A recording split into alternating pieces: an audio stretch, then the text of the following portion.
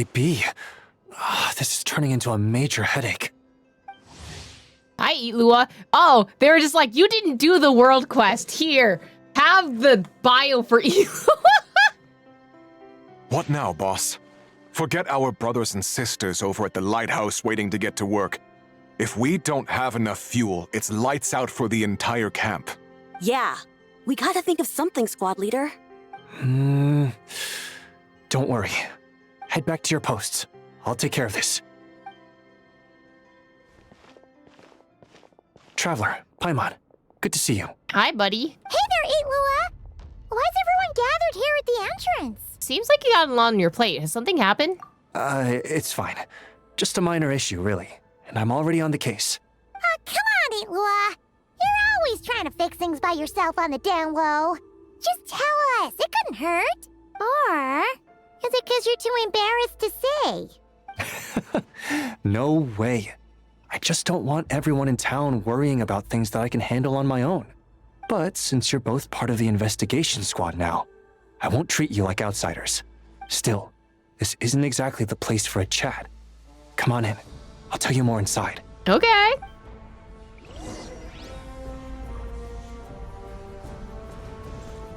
Where are we going? I see a chest. I'm gonna open it. I love that the meeting point is him. Squad leader, I've compiled what data we have on the bases we can still control. My report is over at the command post. Got it. Thanks, Roland. I want that chest so bad. I want that chest so bad. It's making me walk, but I want that chest so bad. Why are you walking so fast? Let me move faster. Why? Flynn, you literally have longer legs than Illuga. Squad leader, our comrades in the east seem to have butted heads with the Fatui. They say they're going to send someone over. Got it. I'll be over as soon as I can. Bro's just getting bombarded with shit. Like, that's what happens when you're one of the leaders. Illuga, are you always this busy? He's kind of in charge right now. Recently, yes. There's just so much work to catch up on. Kind of crazy that Illuga is the 4-star, though. Like, he feels like he should be a 5-star.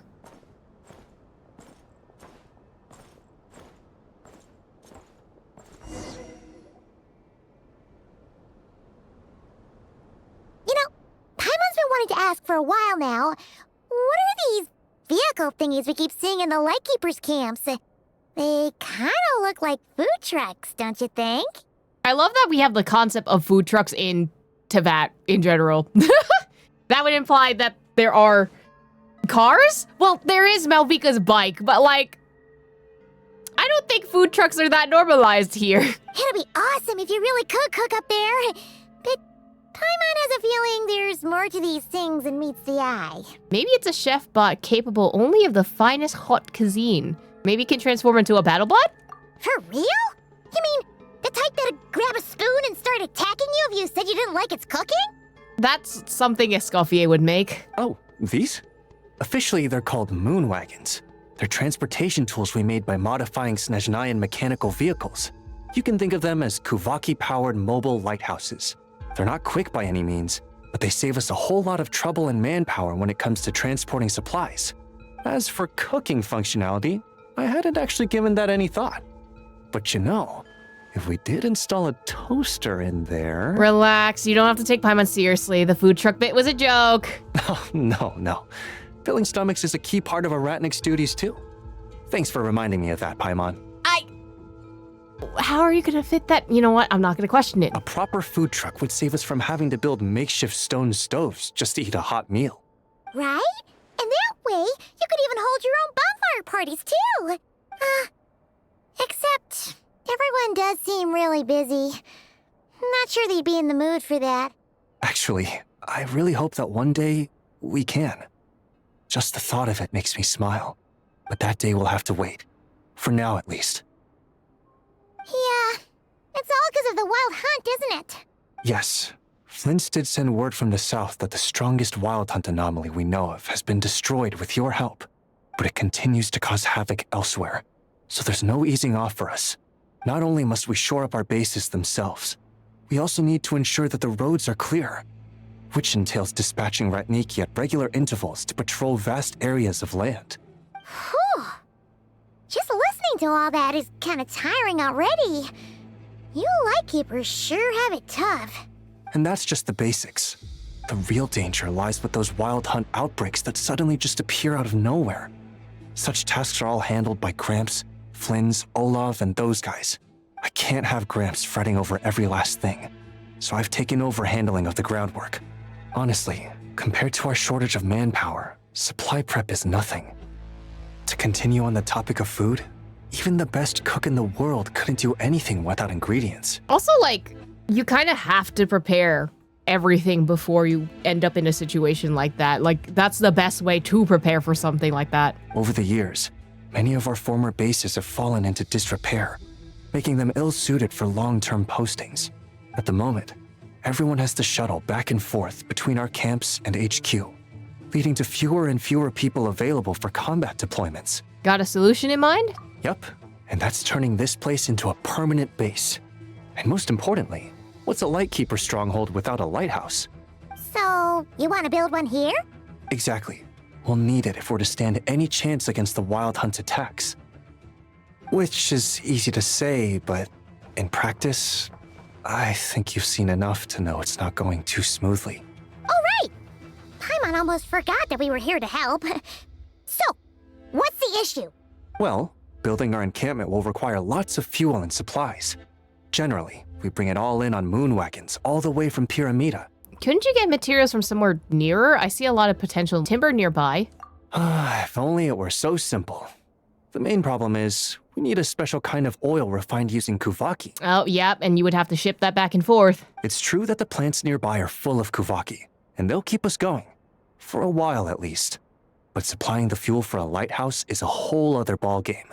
Unfortunately, though, there's been no sign of the supplies that should have arrived last night. So they were destroyed or taken. Valdis is in charge of transport, and he's always been meticulous, so it's unlikely that he got careless and missed the timing or something.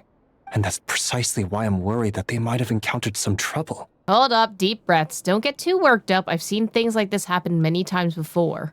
Yeah, there's always a way out of every jam. Even if that means being trapped inside a sealed barrel or getting buried neck deep. Both are still not optimal, but they're there. Surely this can't be any worse than that. Don't tell me that's actually happened.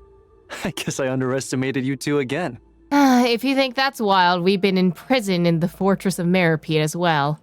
Anyway, we can have a look around. Maybe they've just lost their way. Maybe so. Anyway, there's no time to lose, so follow me. Yep, let's move. Strange. I thought I just heard something.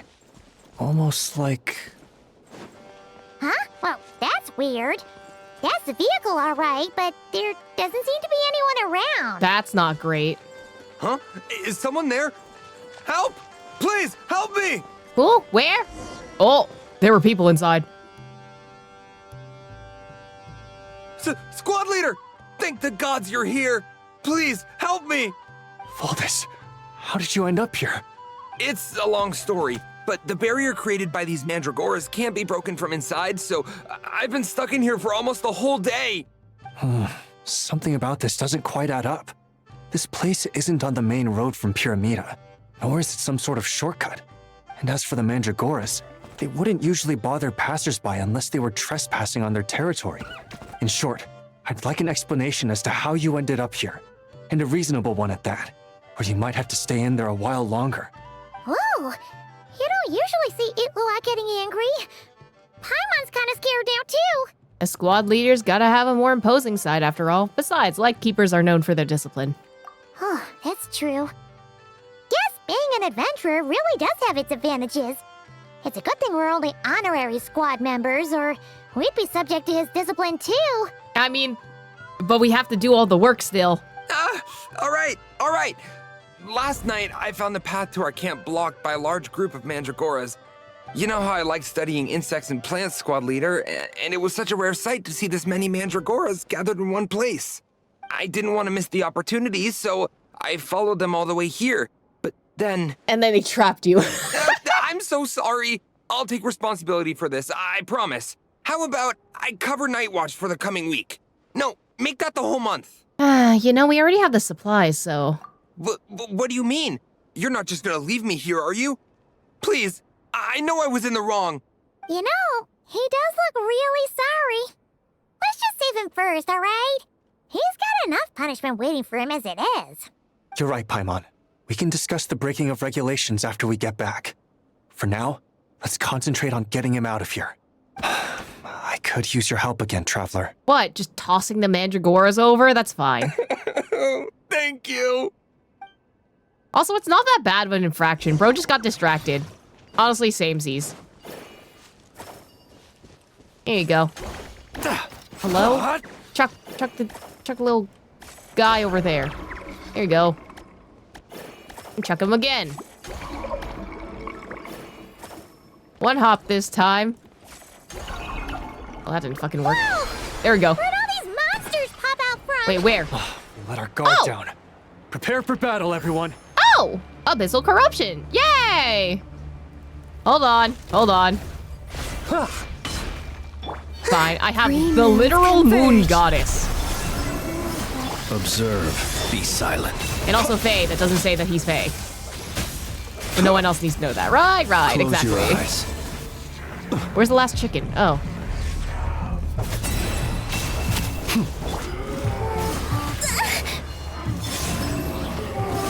A moonlit night for all. I'm over here. Observe. Close your eyes. All right, send out Aiden. compels you. There you go. Get him, Aiden. Let it so that Flins can have particles. Observe. To dust. Close your eyes.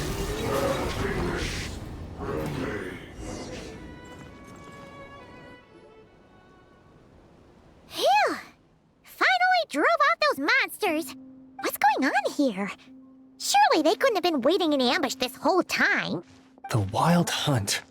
The Mandragoras. Huh, I get it. Huh? Have you figured something out, Illuga? Valdis, I think these Mandragoras trapped you inside the barrier to protect you.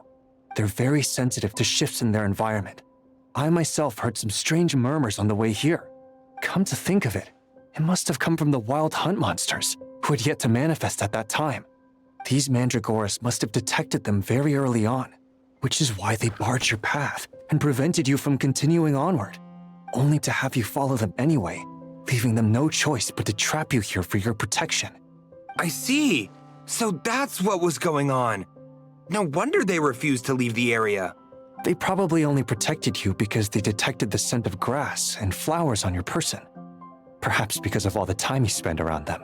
That's kind of cute. It's like you spend so much time in the wilderness that they were just like, ah, friend. Either way, thank you both. There doesn't seem to be any further danger.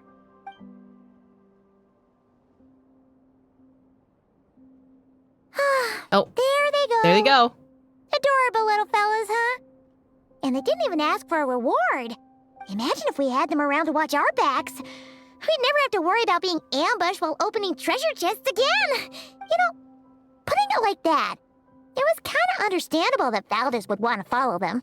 Right? Finally, someone understands me. Nice try, buddy, but that's no excuse for neglecting your duties. Honestly, couldn't there be like a research position where like they study the Mandragoras so that they can figure out how the Wild Hunt, you know, appears and disappears? Because if they're sensitive to it, they can have a warning system, right? So that he can work with the Mandragoras full time. I know, I'm sorry.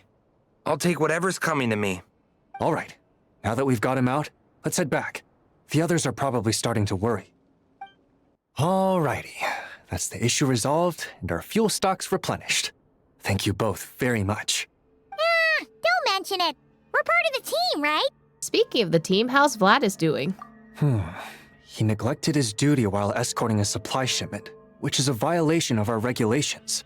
However, he did encounter a pretty dangerous situation related to the Wild Hunt, and we didn't end up suffering any losses. As such, as per his wishes, he'll be responsible for protecting the lighthouse throughout its next month of construction. Hope he doesn't start slacking off again. Now that she's a member of the team, Paimon's gonna start coming down to check up on him.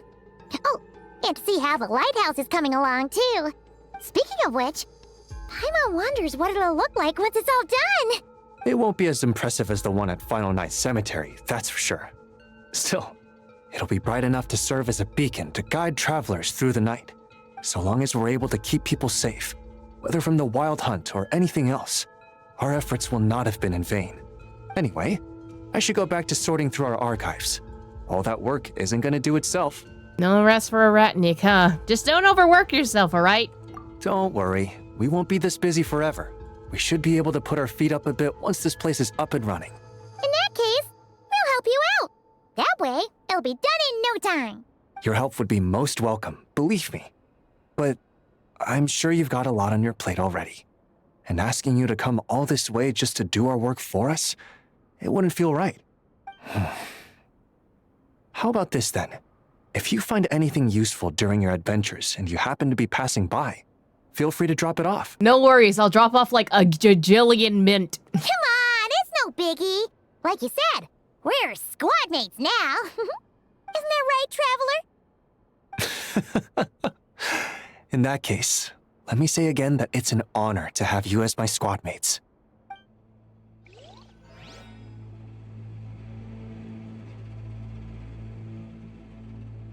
It's kind of funny that they give you this overview of nothing.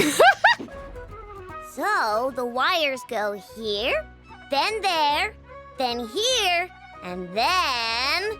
Ta-da! All done! See? Super easy peasy, right? Why on earth am I here at this class? Where's Flins? Oh my We agreed god. to come together. Oh, Flynn's 100% ditched again. Right. I understand. I've gotten written down. All of it. Writing it down won't do any good. Last time you said you had it memorized, but today you showed up and forgot everything again. Oh, me. Enough, confiscate his notebook. You're writing it down from memory now. No, that's even worse. I need to write things down to memorize things. What? Wait, let me take one more look. Oh, it seems like we're just in time for an exam, it seems. You have taken multiple looks, but every look is directed somewhere different. I presume that you are attempting to find methods to evade the lesson. Such efforts are futile. All such methods have been rendered ineffective. But I haven't even said anything. Your eyes indicate your intent clearly, Mr. Illuga.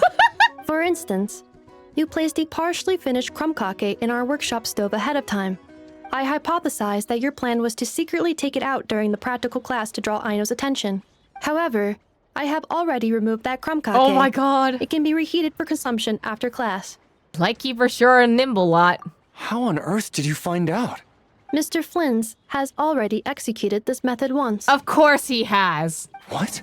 Flins told me he hid his crumb-kake in the cabinet. How come he hid it in the stove, too?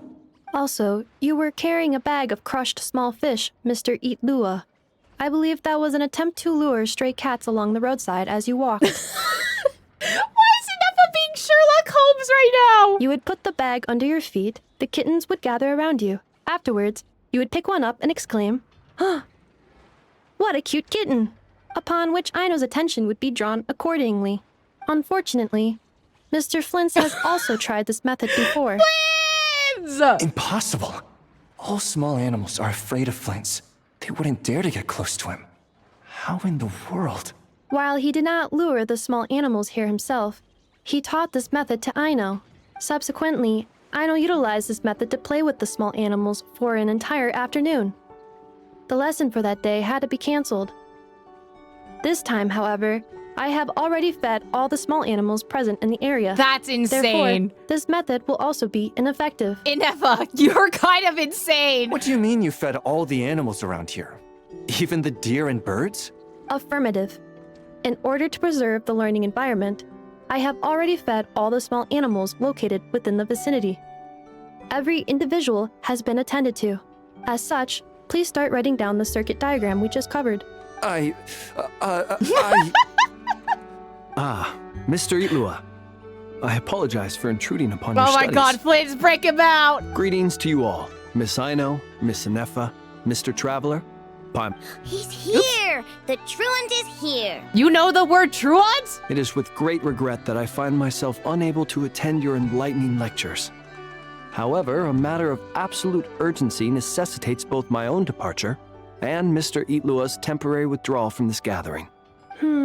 The same non-negotiable reason has again been invoked. A matter of absolute urgency by order of headquarters.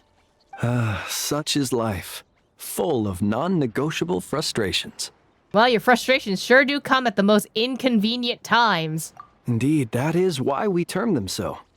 For they have a frustrating habit of arriving at the most inopportune of moments, catching us quite off guard. Not Flins. I can hear him smiling. It's like, Flins! Stop doing this to poor Ino! Now, young master, let us be on our way. I know we're trying to break out the homie, but also, like, poor Ino.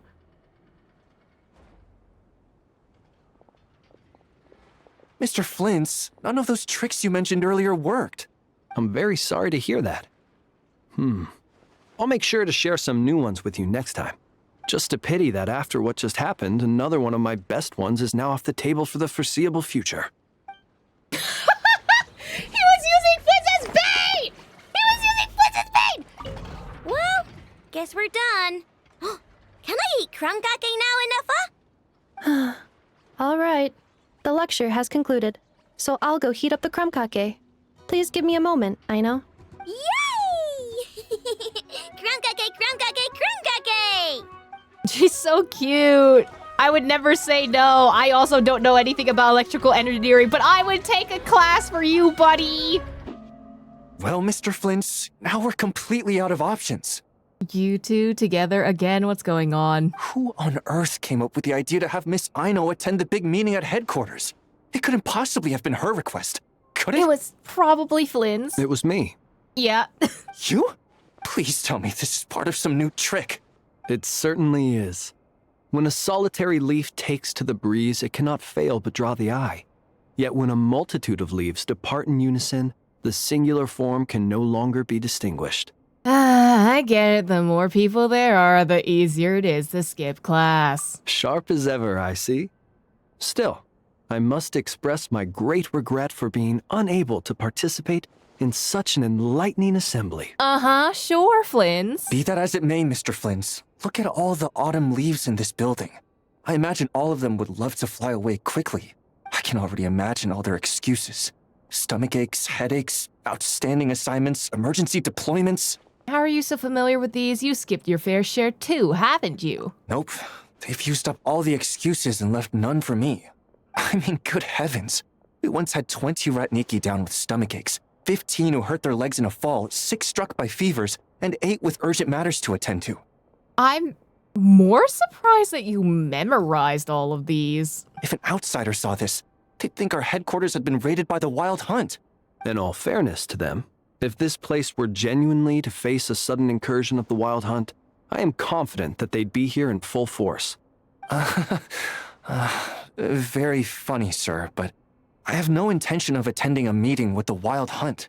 I love the fact that Illuga is kind of just like the person who has zero jokes, not joking around ever, and Flins is just all the jokes all the time. And neither do I.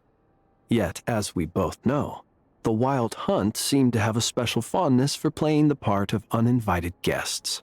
Anyhow, I'm usually the only one left in the entire meeting room. And then, I still have to deliver the meeting minutes to the absentees after it's done. Then I must extend my sincere gratitude for your efforts. Flynn's laughing a little bit in that voice line. I hear you. I see you. Could you come by yourself next time, then? As I said before, such frustrations likewise possess an uncanny propensity to show up without invitation. When can this poor leaf finally drift away? No need to drift away completely. Just a little further than the nearest leaf. Thank you, but I'm the leaf nearest to you, aren't I? Rest assured, young master, we'll all make landfall together. Besides, I'm inclined to believe that no autumn leaf ever falls where it shouldn't. That's ominous. All right, let me think. My stomach doesn't hurt. My legs are fine, I don't have a fever, and I've no urgent matters to attend to. Sounds like you're doing pretty well then, all in all. Flins, you fucking Faye, you little trickster. Oh, poor Illuga. Mission accomplished. Looks like a whole new camp. Yup, even the fortifications are complete too. Any attackers, be they monsters or otherwise, will have a hard time overcoming our defenses now. The lighthouse has half a month's worth of fuel supplies, so even in the event of some massive wild hunt assault, we should be able to hold out until reinforcements arrive. Thinking that far ahead, huh? It always pays to be prepared for the worst, you know? Considering the world quest, yeah, you would think that way now. Either way, guess you can take a bit of a break now that it's all done. Right, and that's why I'll be taking a trip home first.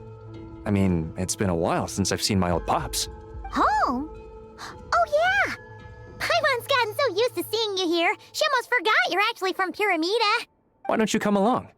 If you wouldn't mind, I'd like to host you at our place. Yes, I would love that. We've set up a food truck here, as per Paimon's suggestion, but cooking at home is more convenient all the same. Oh, so you'll be cooking? Well, you're in luck, because Paimon never says no to a tasty meal. And also, maybe we'll find out if you're part of, the Eclipse Dynasty, or at least, have lineage that way. You jump aboard the moon wagon, and before long, you reach Pyramida. This is your house? Cookies, smoked fish steak, berries and fried meat, and night watch soup. Oh, there's so much here. Almost too much, even for Paimon. That's crazy that you're saying that, considering that's not that much in comparison to what you've eaten before. I made this according to the amount we'd usually cook for our troops at dinner, so yeah, it might be a bit much for 3. No worries though, just take your time. I'll need to go see my old pops in a bit, so feel free to stay until evening. Didn't realize you were such a talented chef. Well, I did cook for everyone a lot before taking up my current post. It's just that I haven't had the time recently.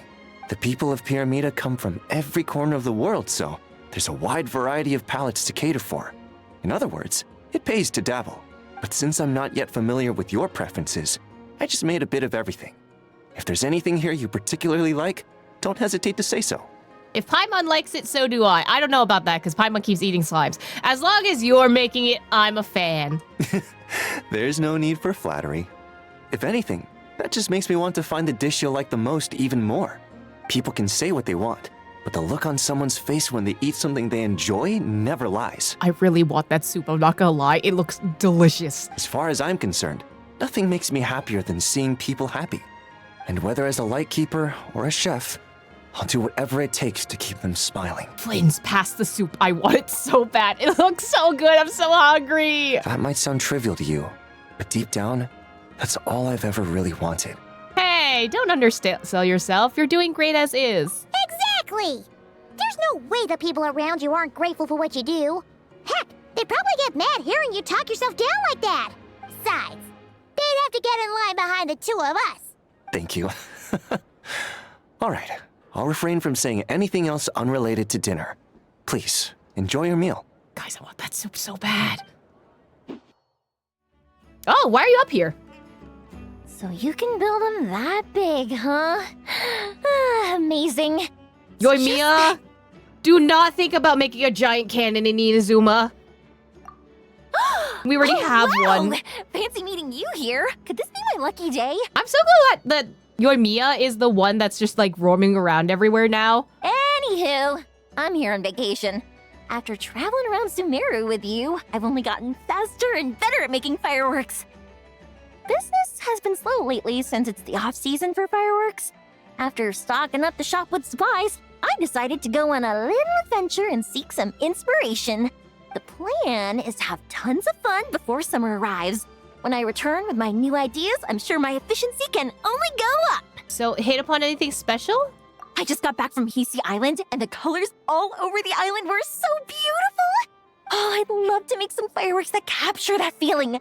So, I took a few pictures to use as reference when I get back. Any plans on what to do next? Huh? Oh, right, of course. I've already figured it out. I just forgot for a moment. Got kinda caught up in our meeting and all, you know? I've gotten all the ideas from this trip. Right now, I'm working on getting some small gifts for my family and neighbors. Look, I got some local dried fish for Dad and midsummer berry jam for Mom. They're both specialties from around here. They all look great. Right? Now, I haven't bought any gifts for the children yet, but I've heard there's an engineer named Aino around here. Oh, wait, she would get along so well with Aino. I heard she's super amazing. Word is that she built this cannon. I'm planning to pay her a visit and see if she can make some fun gadgets for the kids. I've also heard that she's a real free spirit, though. Won't take every commission, even if you offer her more. Should I bring something before visiting? I just don't know what she likes. Oh, I'm more than familiar with this. You briefly explained everything about Aino, Inefa, and the Clink Clank Crumb Cake Calf Shop to Yoimiya. So, Aino's a kid? And her family members are machines she made herself while living alone in her workshop all this time? That's amazing! The kid next door would cry non-stop if left alone for just one night. It would take the neighbors the whole day to calm things down after. I really enjoy the fact that Yoimiya is not the type to judge. She's like, oh, where are her parents, you know? He's like, oh, okay, she's being taken care of. She's fine, you know, even though it's like not something that's very traditional in this sense. By contrast, it seems like the people of Nasha Town already see Aino as a mature mechanic, not as a child who needs their coddling.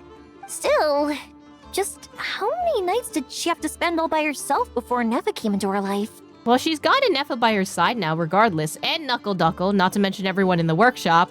Well, we can't change what happened before.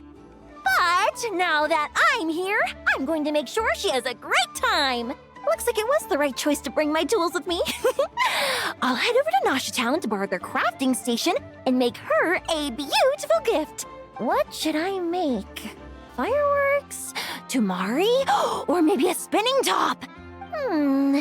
You know what? I'll make them all. I love her.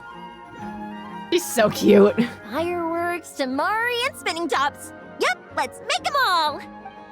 Girl, you are not gonna sleep.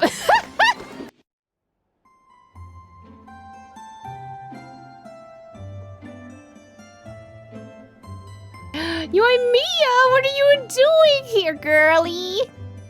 Big Sis Yoimiya! You're here! Oh my god, she's already calling her big sis. I'm gonna cry. Calling her big sis Yoimiya already, huh? That's just big sis Yoimiya for you. Hey there, Aino. I came as soon as I got your letter. So how's it going? Is it done? You bet. I finished your order right away. That's kind of fast. Inefa, help me verify the order. Affirmative. Retrieving order data. Client Big Sis Yoimiya ordered a custom-made companion gift for children. Order complete. Remarks. To be traded for tricolor dango recipe, launch tube, kite, spinning top, and tamari. Damn, she got a good trade out of that. Order verification complete. Everything's right here. Check it out. Satisfaction guaranteed. It looks like a puffer fish. That's so cute. Oh, let me see. Whoa. This is a pot of fish? Yep. I call it the wibbly wobbly fishy pot. Look, the fish can even wiggle back and forth. Don't they look like they're really swimming in water? Now you won't have to worry about Matsuzaka and the others not being able to keep fish alive. They don't even need to change the water. What do you think? What do you think? Do you like it? How are you going to ship it back? Wow, wow! Fish planted in a flower pot? That's awesome! I know! How did you come up with something this cool? Matsuzaka, Iwao, and Saika are going to be so excited! I'll say thanks for them first. Of course! As long as there's sweet stuff involved, framework is easy peasy for me. That's really awesome. Great job, Aino. You like it too? I made lots because I had enough materials. You can have this one. Oh, here's to our new friends. Thank you, Aino. Should I trade some dessert recipes too? No need, no need. Big Sis Yoimiya gave me lots of gifts, and she even made me so many toys that I've never seen before. I don't quite get how to play with a spinning top, though.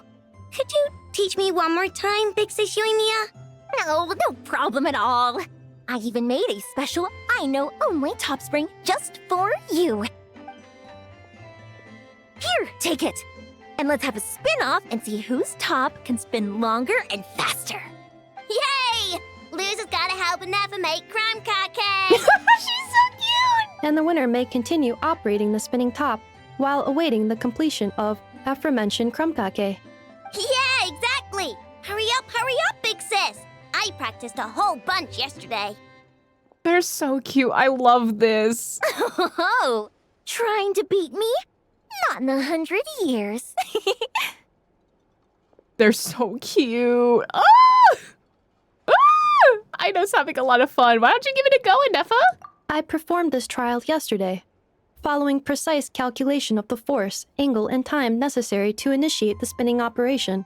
I have concluded, so long as I apply sustained force, the spinning top will continue rotating indefinitely. Oh, she min-maxed it. Continuing rotating indefinitely, you say? Affirmative. My spinning top ceased rotation only when Aino and Miss Yoimiya fell asleep on the sofa, and I proceeded to cover them with a blanket.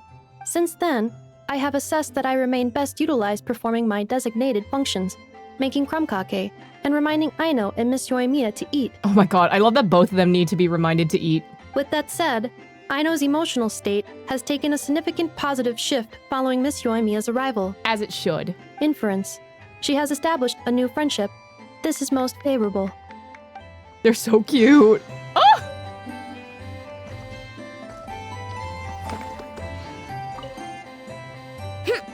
Just you watch. I'm not gonna launch it into the air again. It's all right, Aino. No matter how far your top flies, I will always be there to catch it. Also, would you like me to perform a polishing procedure on your spinning top? The impact marks are significant and could interfere with force application. Whoa! Nefa, you're amazing! You got the spinning top even after it went flying! This is just a minor task. If Aino requires more assistance, I can also retrieve the kite at the top of the workshop and recover the tamari stolen by small animals. Who would have thought? Looks like toys from Inazuma are a hit here and not cry too. I didn't necessarily knew that I needed this interaction, but I love it and I'm here for it.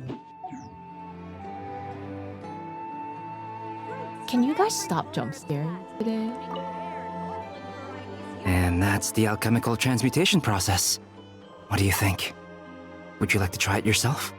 I still can't remember the formula from just now. If I damage the crafting bench... For small-scale work like this, failure will only result in the loss of materials. Besides, losing materials is an unavoidable part of learning alchemy. Teaching him, are we? Yes. After all, alchemy counts as common sense in this world. Durin happens to be interested in this too. Although the environment here is somewhat rudimentary, it's good enough to teach some basic formulas. I wrote down all the formulas Albedo taught me. There are so many numbers and symbols, it feels like I'm trudging through mud. When it comes to learning, how fast you go isn't what matters. What matters most is laying a solid foundation every step of the way. Right. As long as you understand it. Looks like we've it. used up most of our materials. For now, let's head back and retrieve some more. Hi, you two. Why are you guys here? Okay, let's go with this one, and this one. These are all pretty old, huh? Hey, we're buying so many. You can give us a discount, right? Right? And throw those two at the back into the bundle too. Come on, you've put them out for ages and nobody's bought them anyway. We'll give them a home at half off. Thank you, Yehoda. No biggie. It's just a few fairy tale books. Easy peasy. Plus, with me around, you can be sure you're not getting ripped off. But, dude, seriously, what are you gonna do with all these? Read them yourself? I also want to bring them to Hat Guy. He probably hasn't read these books either. I don't know if Wanderer wants to read fairy tales? All right, you two really get along, huh? These books are all packed. Here, take them. I've got some things to take care of, so I'll head off now. Thank you, Yehoda. Thank Asking me once is enough. Anyway, I'm going. Catch you next time. Bye, Yoda. What is this place? A long, long time ago, there was a young man who ran away from home. After spending the last of his mora, he trod through the cold of winter, shivering in his threadbare clothes. Hi, Nicole. Suddenly, the young man found himself stepping out onto thin air, and he fell through into a strange place. But before he could react, a voice rang out from somewhere in the distance. This is the secret home of Nicola Coco, the great mage everlasting. O destitute one, tell me your heart's greatest wish, and with my guidance, you shall attain it. Whoa! That was a strange voice. What do you mean strange? We know who this is. Nicola Coco. Who's that again? Do we know her? Girly. Try that again? Nicole, what do you got for me? The young man was in awe of the mage's magnificence and beauty. After a lengthy silence, he solemnly declared, "O great mage from afar, how beauteous and wise you are! The moment I beheld you, my heart began to flutter. All my heart desires now is to make your wishes mine." Girl, I know you're a writer. Well, your friend's a ghostwriter, but like, what's the fan fiction for? The subtlest of smiles appeared on the mage's face as she replied, "Very well. Then I shall task you with performing certain deeds on my behalf, such as those that are within your ability. Your guide is here, and your reward awaits you in the days to come." Guide? Does that mean this glowing orb? I don't know why it keeps kicking me out of the cutscene and re-kicking me back in. We're like walking two "Secret steps forward. home," said the young wanderer, with a look of confusion on their face. "Where is this secret home of which you speak?" The mage's voice grew somewhat flustered upon hearing this question. Isn't there a house like to the right of us? Wait. Is that not a house? Does it make sense for this to be a bashful character? Oh, never mind. I'll keep it in for now. Mr. Nine can always refine it later. It is rather rude to ask such questions of a mage, young one. The Mage's Lodge is under renovation. Very soon you shall be stunned by its grandeur. Uh-huh. This shall be your trial. Offer up your strength and help this great mage to build her territory. Girl, what have you been living in that we need to build you a house? Want to come in my teapot? That's at least semi-built. Oh, you have just a door. You have just a door! As the young man continued forth, he noticed many exquisite statues dotting the mage's territory. "What are these?" he asked. Corpses. Puzzled. "These are all those Oh, wait, who I was joking. opposed me. Wait. They underestimated the power of a mage, and thus were turned to stone." Girl, why do you keep turning squirrels into stone specifically? I quite like that. A spur-of-the-moment addition, but dare I say it was a good one. A mage ought to be a powerful and dangerous figure. Danger lends a certain mystique, and without mystique, the world would be a very dim place. But turning people to stone at the drop of a hat? Is that too over the top? And no one wants to be around someone that capricious. Okay, I think I'll dial it back and turn it into more of a vague warning. Upon hearing this, the youngster broke into a cold sweat. But then, the mage's laughter broke the silence.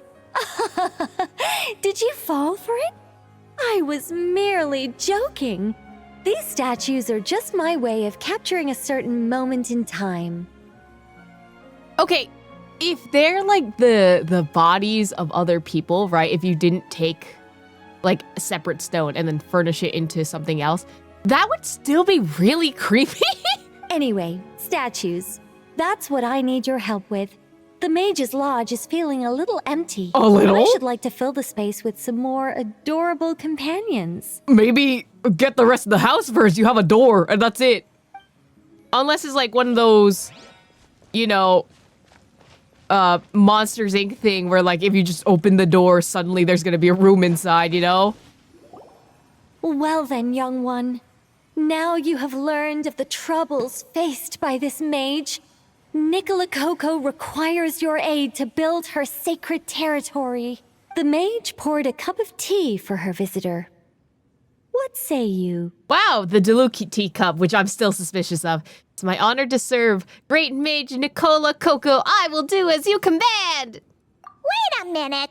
Shouldn't we think twice before going all in on this? We don't know anything about this person! And she seems a little weird. It's just Nicole, relax, she's just doing this for fun. Huh? Although, having said that, this teacup looks kind of familiar. Figured it out yet, Paimon? It's someone we know. It's Nicola Coco. Ah! Is it Mage N? Nicole? Correct. What do you think of my story? It needs some work. Hard to say. It's not finished yet, surely. What happens to the characters in the end? I haven't decided yet. I need to renovate my home first. Perhaps I'll have a burst of inspiration after that. Anyway, if you can hear my voice, I assume that means you're currently in Nodcry. In which case, could I trouble you to gather a few things for me? What things exactly? Is it something to do with the statues? Well, I'd like to build a few more statues to decorate my home, but I'm lacking inspiration at the moment. I was thinking you could take some photos to give me some ideas. Are you serious? All right then, leave it to us. Wait here. We'll head out and see what we can find. But remember to finish the story once the statues are done.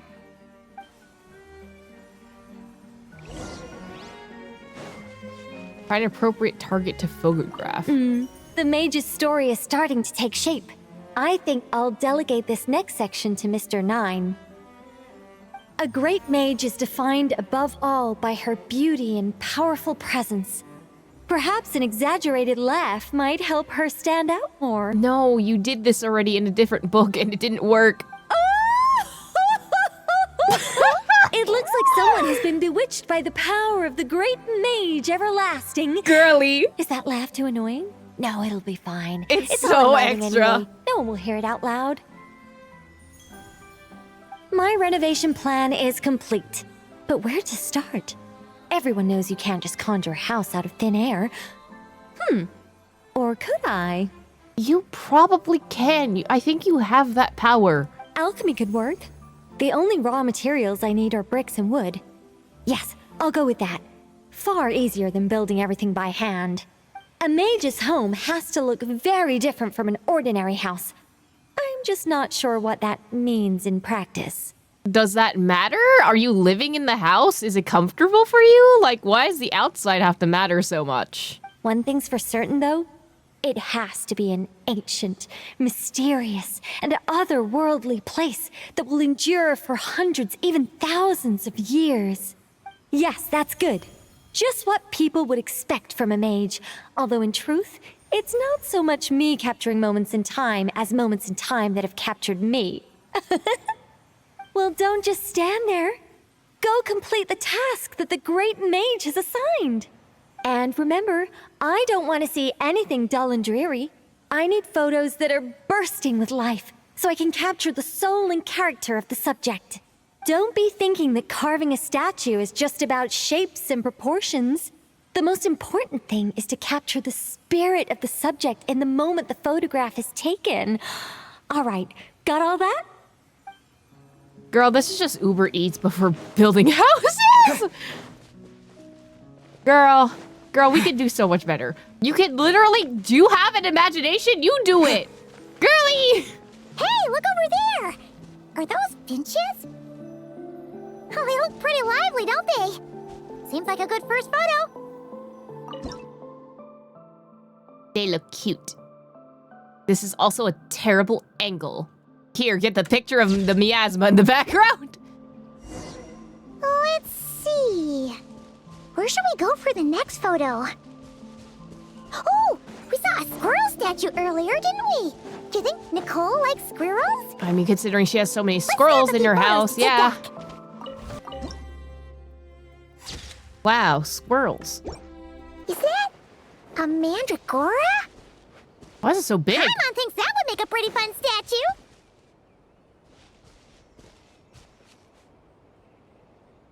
It's so big and chunky. Can I get the front? No, you have to be on the side. Boo. Here, have you stare awfully wistfully into the distance or something. There you go.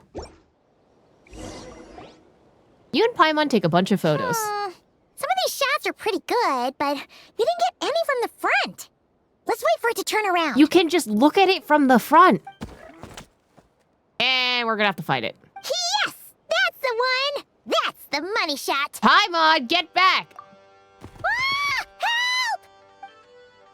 Oh, that was scary. Paimon wasn't expecting it to jump us like that. Go on, Traveler. You got this. Good thing I brought a semi-usable team. Shadow of Dark. Do you fear the dark? I didn't realize that this was gonna give me a fighting thing. Close your eyes.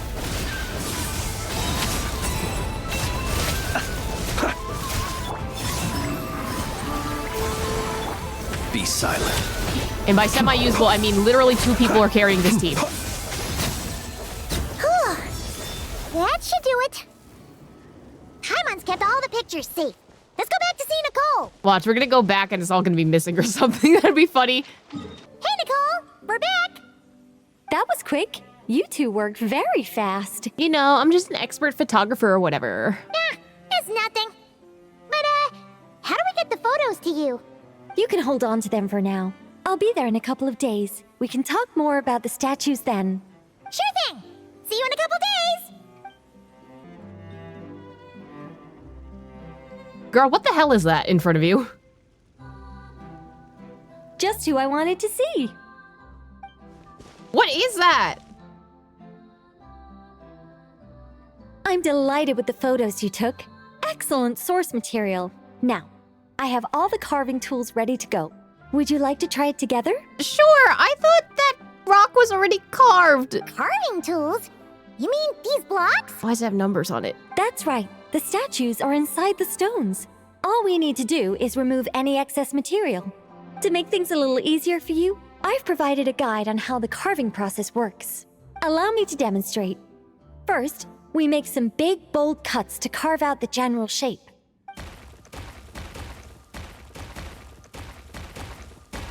The numbers on the stones represent the amount of material you need to keep in a given column. So, first we do this. And then this. Oh, it's starting to take shape. Got it? If you carve the blocks this way, you should be able to see the basic form. Then, you just need to add some finishing touches, and voila. Huh? How? Wait, what? It suddenly changed in the blink of an eye. How'd you do that? This is like one of those like art drawing memes where it's just like, oh, you just draw a circle and then another circle and then the last picture is like a extremely intricate drawing. And I was like, huh? How the fuck did you do that? A great mage doesn't reveal her secrets that easily. Just behold and be amazed. You got the basic carving process down, yes? Focus on that and leave the finishing touches to me. Much obliged. Alright, let's give this a shot. What the? This is way more difficult than the one you walked us through. It's just a bigger stone. It'll be fine. Oh, sorry, wrong one. That's the one I was going to work on. Yours is over here. Whew, well that's a relief. Number on each block indicates how many blocks in that row must be kept. Use the trim excess skill target to remove excess blocks, shaping basic... Is this like a minesweeper low-key? Preserve shape skill to mark blocks that should be kept. This is literally just minesweeper. Interact with the squirrel, rotate the bottom, view the numbers on top. Okay. Let's go! Do you still remember Nicole's process? The numbers represent the amount that we need to keep per column. So, if the number is 0, that means we gotta remove the whole thing. And if it says 3, that means we just mark the whole thing as keep, right? Girl, I don't know what I just made. I fix this? Now, we just need Nicole to add the finishing touches. You got rid of all the extraneous stone, yes? Let me take a look.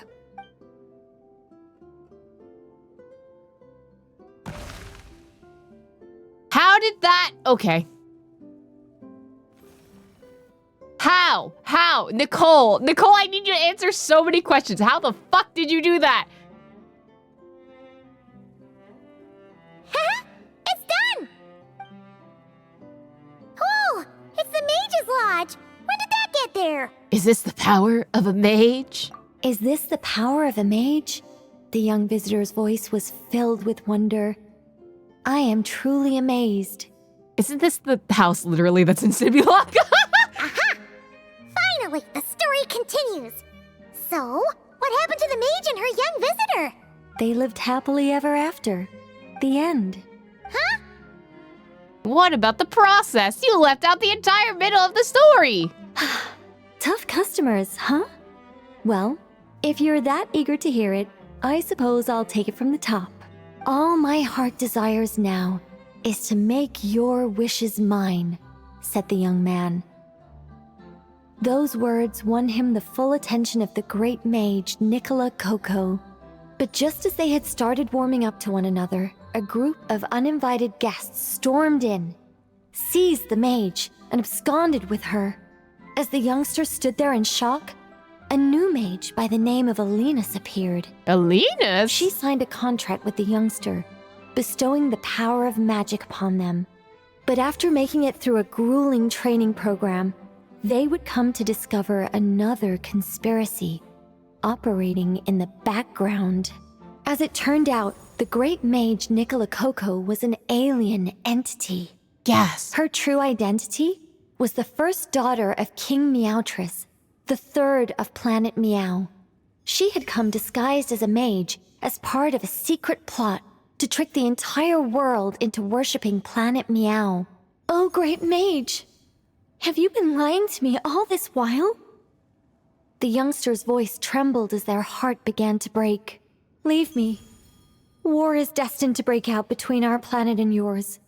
We were foes from the very start. The mage turned her face away, refusing to let anyone see the tears welling up in her eyes. But the youngster bravely reached out and grabbed her by the arm, swearing to never leave her. Moved by this display of passion, the mage decided to rebel. But in that moment, Elenus, who had once aided the youngster, now took the side of the king. Elenus had been Meowtress III's second daughter all along. She had only helped the youngster in the hopes that her sister might be incited to treason, thus giving her the chance to usurp Nicola's place in the line of succession.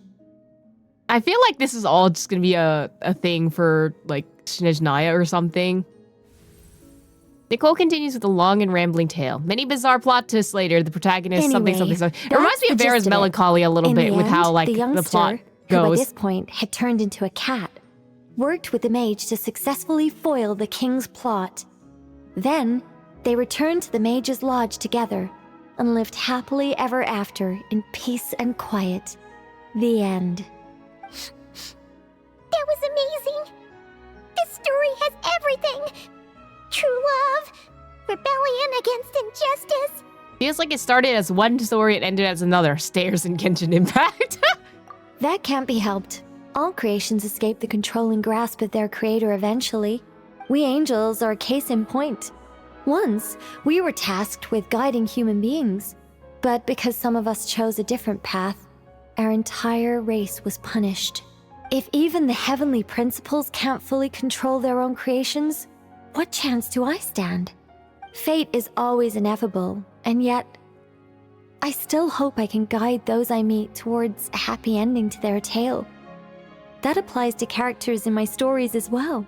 Anyway, the story's over now, and I'm running a little low on energy. Next time I've got a good story to tell, I'll share it with you, all right?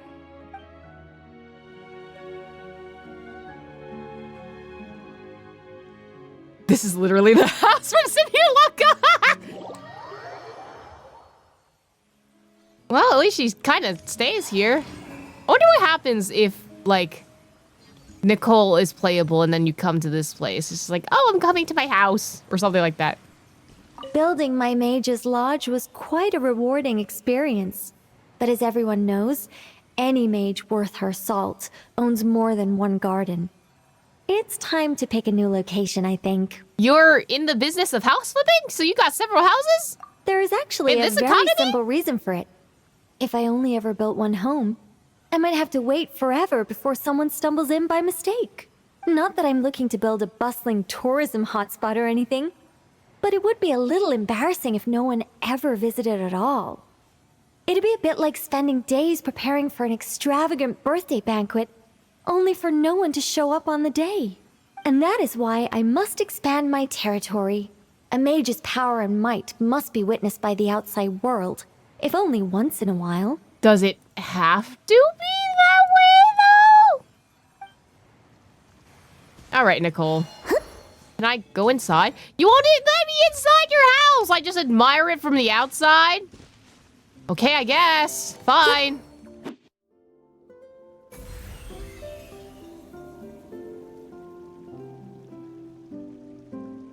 There's her wings. Nice house, not gonna lie. My. The final product has exceeded all my expectations. If anyone actually does stumble in here by mistake, I'm sure they will be truly awe-inspired by this mage's might. If someone really does end here by accident, will you guide them to fulfill their wishes? Well, that all depends on the sort of person they are. Guidance can encourage complacency and entitlement if you're not careful.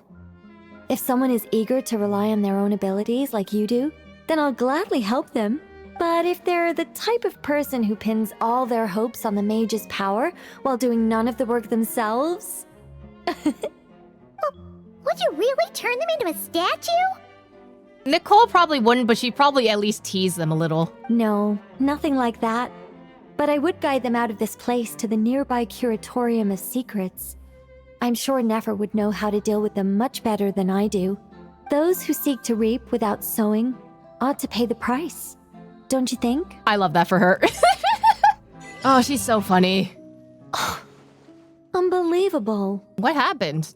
Mr. Nine has refused to help me write my masterpiece. She said, it might be best if you wrote this one yourself, considering the highly complex world building.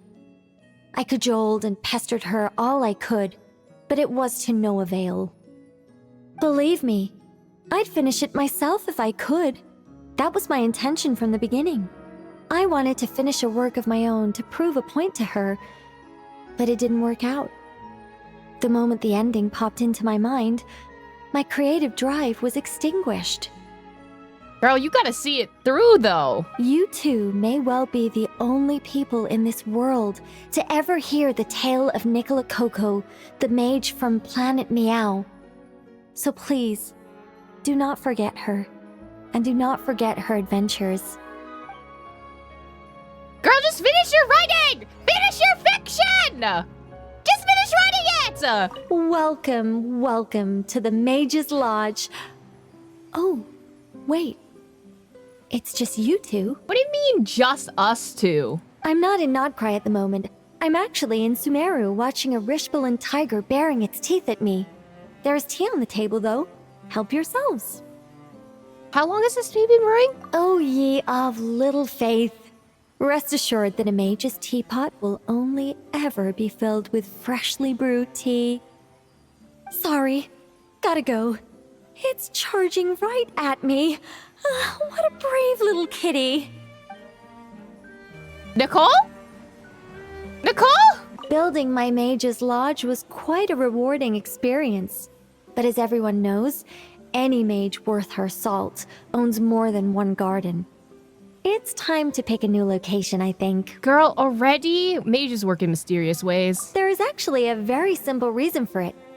If I only ever built one home, I might have to wait forever before someone stumbles in by mistake. Not that I'm looking to build a bustling tourism hotspot or anything, but it would be a little embarrassing if no one ever visited at all. It'd be a bit like spending days preparing for an extravagant birthday banquet, only for no one to show up on the day. Or you can make it not secret. And that is why I must expand my territory. A mage's power and might must be witnessed by the outside world, if only once in a while. You don't have to, girlie. You know that, right? What's on your mind? The past. As everyone knows. Well, actually, hardly anyone knows. Anyway, when the angels were destroyed, they had to sacrifice either their preferred form or their power. Angel lore, okay. I chose to keep both. But from another point of view, you could say I lost both. I remain human enough in appearance, but I will always be fundamentally different. For instance, what human could exist for thousands of years without going at least a little mad? Not to mention dying. Meanwhile, I've lived so long that I can't help but miss the way things used to be once in a while. Girlie, that's just nostalgia. You mean you miss being an angel? Not exactly. I led a pretty boring life back then, especially compared to now. But I did have a lot of friends around. It was a lively time. If I had to pinpoint what I'm nostalgic for, it's not any one friend in particular, nor is it the time I spent as an angel. Rather, I simply miss the race of angels as a whole. So, like, you miss community? Girlie, you can't just drop random lore like this on a random day! Like, imagine how many people pass by this lore because they just don't talk to the NPCs, air quotes, after they finish something. Kind of crazy. Okay, Nicole being, like, literally outside of the Knights of Favonius area. The Varka and Nicole shippers are eating today. Yes, just like that. This will be more than enough to assassinate Varka. Or, you know what? No, this is still ship content somehow. Listen.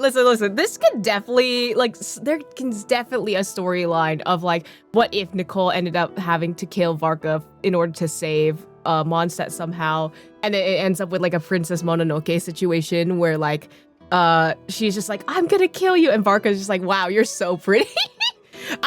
Listen, someone write a fic like that. I'm not a huge Nicole Varka shipper, but, like, listen, someone take that idea and run with it, okay? What are you doing? I'm going to assassinate Varka. I heard you the first time. I'm asking, why do you do that? I need ideas for assassinating the Grand Master. I'm gonna report this to Alice, you know. You are not allowed to hurt the Grand Master. I went over this with Alice a long while ago. She stands with me, and has even offered several ideas on how I might take him out. Alice would do that. Of all her suggestions, this one seemed the most promising. Bring a full cart of Mondstadt's newest dandelion wine all the way here, and then, before Varka's very eyes, tip the entire cart over the cliff. That's just a waste of wine. I'd feel sad about that, Nicole. Perhaps the monumental, overwhelming grief will make him collapse, or go drown himself in whatever other wine he can find. That's the second option. That doesn't sound like it'll work. Wait, no! Don't even think about doing something so horrible. When writing a novel, the author, naturally, seeks to be as extravagant as possible, especially when writing detective novels. If the opening lacks a striking turn, how is the rest of the plot meant to unfold? Alas, this will be my final attempt at writing detective novels. Oh, I suppose they call them crime novels in Inazuma. In any case, they all tell of crime. There's hardly a meaningful distinction. I also discussed it with Barbie, but our novel writing sessions always evolve into crime planning sessions. Methods of crime and puzzles of deduction. We have explored plenty of those. Yet the plot would not advance. I feel like Nicole would actually really like Ace Attorney and or Professor Layton, just because of, like, what she just said right here. But at the same time, girlie, please erase your search internet history. Like, you sound like an AO3 author. This is why you always erase everything. Close your tabs. Such as the Angel Killer case. Try as they might, the culprit remained elusive. The desperate detective rushed into the crowd, then shouted the revered names of the 4 great rulers of the sky. Whoosh! Pitter-patter. Boom! Detective and murderer reduced to ash. What kind of writing is that? Doesn't that leave no room for deduction at all? Of course there is. It was only through painstaking deduction that the detective finally discovered the names of the 4 great rulers, learning also that shouting them at the sky would inevitably reduce one to ash. We meant using deduction to find the killer. My point exactly. Simply deducing who the culprit is has become dreadfully unoriginal. The subject of one's deductions must be something more creative. I even thought of having a Seelie detective, an angel who, longing to become a detective, became a Seelie, and by some twist of fate, ended up as a detective's assistant. All Seelies love to guide people, so this one went about leading the detective from case to case.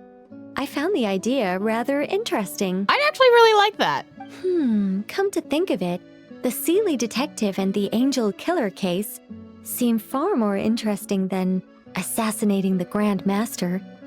Never mind, guess I'll move on to work on that idea then. What happened to all the details you were working through? You're just gonna move on? It's precisely because I overthink every little detail that I've lost interest in continuing. Not to mention the mountain of words I'll have to write. The very thought of penning all those words. Oh, what a hassle. And I can't even get a ghostwriter for this one. Girl, do you like writing? No offense, do you like writing? At the same time, I feel like you have to go with the general outline first and just be like, okay, this is the idea. And then you break it down. But some people never end up going to that breaking down section, which is why they remain ideas. Just do it. Just make the thing that you want to do. I'll just work on the angel killer case instead. But how might the detective deduce the truth? Perhaps he could have a conveniently informative dream. Girl, no, that's so cliche. Seelie detective. Hold on. Why not have the Seelie guide that detective to assassinate the Grand Master instead? Girl, I'm concerned for you, but also, this is unsurprising. Oh my god, hi, Varka. Nanina's covering the north, so we'll have Laurent take the east. Right, that's all for now. Hey, Varka! Huh? Honorary knight? Paimon? What brings you to my camp? Just nosing about, happened to run into you. I was trying to explore, and I needed to unlock this area. That's what I was doing. Not at all. Any camp of the Knights of Favonius is your camp too. So make yourself at home. Though, you should give me a heads up next time so I can have the quartermaster break out the good stuff for you. Is this really good the stuff? Expeditionary Forces camp? Paimon was expecting it to be a bit more crowded. People are doing things that are not here. Not many from the force are still stationed here. And of those who are, most are out patrolling. Truth be told, it is a bit of a ghost town. What are the people left here doing? We're also gathering all the Abyss-related intel we can. Situation in Nodcry's stable for now, but we must remain vigilant. You never know when the Abyss will come roaring back. Intelligence is the foundation of any campaign. It's not just enemy movements. Terrain or shifts in the weather can mean the difference between victory and defeat. Moving forward, we plan to form a long-term partnership with the Northern Intelligence Network. Oh! Turn this temporary camp into an intelligence station. Okay. An intelligence station? Whoa! Like the kind in Fontanian spy thrillers? Haha, as if. Name one book with a camp this lightly defended in it. During these years out on campaign, we've found that different abyssal disasters are occurring all over Teyvat. They're unnaturally cunning, always shifting, with no two attacks quite going off the same. I hope to use the Northern Intelligence Network to share our findings, and use that collaboration to keep gathering information on the Abyss. So it's like a tit-for-tat kind of trade, but at the same time, I feel like Nefer's getting a lot more info and details out of this than, Varka is. This isn't any one nation's burden. Every day, countless winds blow through Nodcry. I'd say that makes it the perfect place to set up an outpost. Oh, so that's why. So this is chivalry in action. Well, chivalry's good and all, but in reality, we've only just established this station and don't even have a good map of the nearby terrain. If you stumble across any building materials or intel nearby, don't forget to bring them back with you. Rest assured, you're our honorary knight. We'll look after you. Leave it to me. One expedition wraps up, another begins. Oh. Bro's going fast. Grandmaster! We've got big trouble, sir. Uh-oh. Oh, what is it? That important guest we were expecting today? He's trapped at the foot of the mountain. Skill issue. What happened? What? Is it who I think it is? Yes, sir, it's him. Most of our available manpower is tied up in patrols. Who do we reassign? Bro is panicking. No need. Just point me in the right direction. I'll handle it myself. Honorary Knight, Paimon, till next time. Okay. Ooh, you also ran really... Who is this? Who's going? Bro bolted. Should we follow him? Oh, Paimon's never seen Varka so nervous. Now she's curious who that guest is. Could it be a critical informant? Yeah, that's probably it. Let's follow him and see if he needs help. Yeah, that sounds about right. Help! Please, help me! Oh, I thought this was gonna be Tolfi. No, that's Donatas. Hello? Wayne. Not the wolves being here. Close your eyes.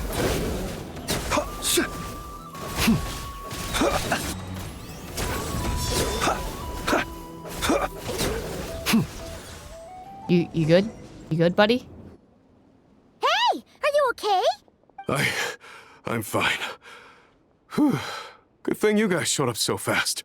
Or I might not have made it by sundown. Praise be. Our essential supplies made it through safe and sound. Of course it was alcohol, bro. What kind of supplies are that important? Booze, it's gotta be. Good eye. This here is the dandelion wine we specially ordered from Dawn Winery. Pure Mondstadt in a bottle. Oh my god, you're alcoholics. You have no idea what it took us to get it here, all the way from there. Ha! And a fine job you did. You're drinking with us at the feast tonight. Whole camp's been looking forward to toasting you. So, the only reason you were in a hurry was to make sure the drinks got there in time? Yeah. And here Paimon thought you were finally being serious about something serious! Okay, for him, that's serious, okay? What's that? Are you saying drinking isn't the most serious of serious business? Because I'd love to have a drink right about now. Uh-huh. Wait! Please, wait a second. Now is not a good time. Yeah! Listen to him! First, you gotta take care of the serious... This is a custom brew. It needs to be kept constantly rolling to prevent settling and keep its flavor. Having sat for so long, I'd say the taste has degraded by at least 10%. 10%? Unacceptable! Nobody touches a drop till it's ready. Oh my god. Okay. You do you then. So how can we bring it back up to scratch? We specially commissioned someone to build a mechanism that keeps the barrels rolling. Looks like it broke in the fall, though. So now, I guess we'll have to rely on old-fashioned muscle power. So we just keep whacking the wooden barrels and roll them to their destination? It's gonna break the barrels! Sounds like some good old Knights of Favonius strength training. I want to know what winemakers or anyone who, like, works with alcohol thinks, because, like, I feel like this is just gonna break the barrel. Wait, the Knights train that way? Guy teaches force control and precision. Need both, or the barrel won't stay true to the path. It's basic training for many Knights. Consider my curiosity piqued. As the honorary knight, I like to try my hand. Keen on basic drills, are we?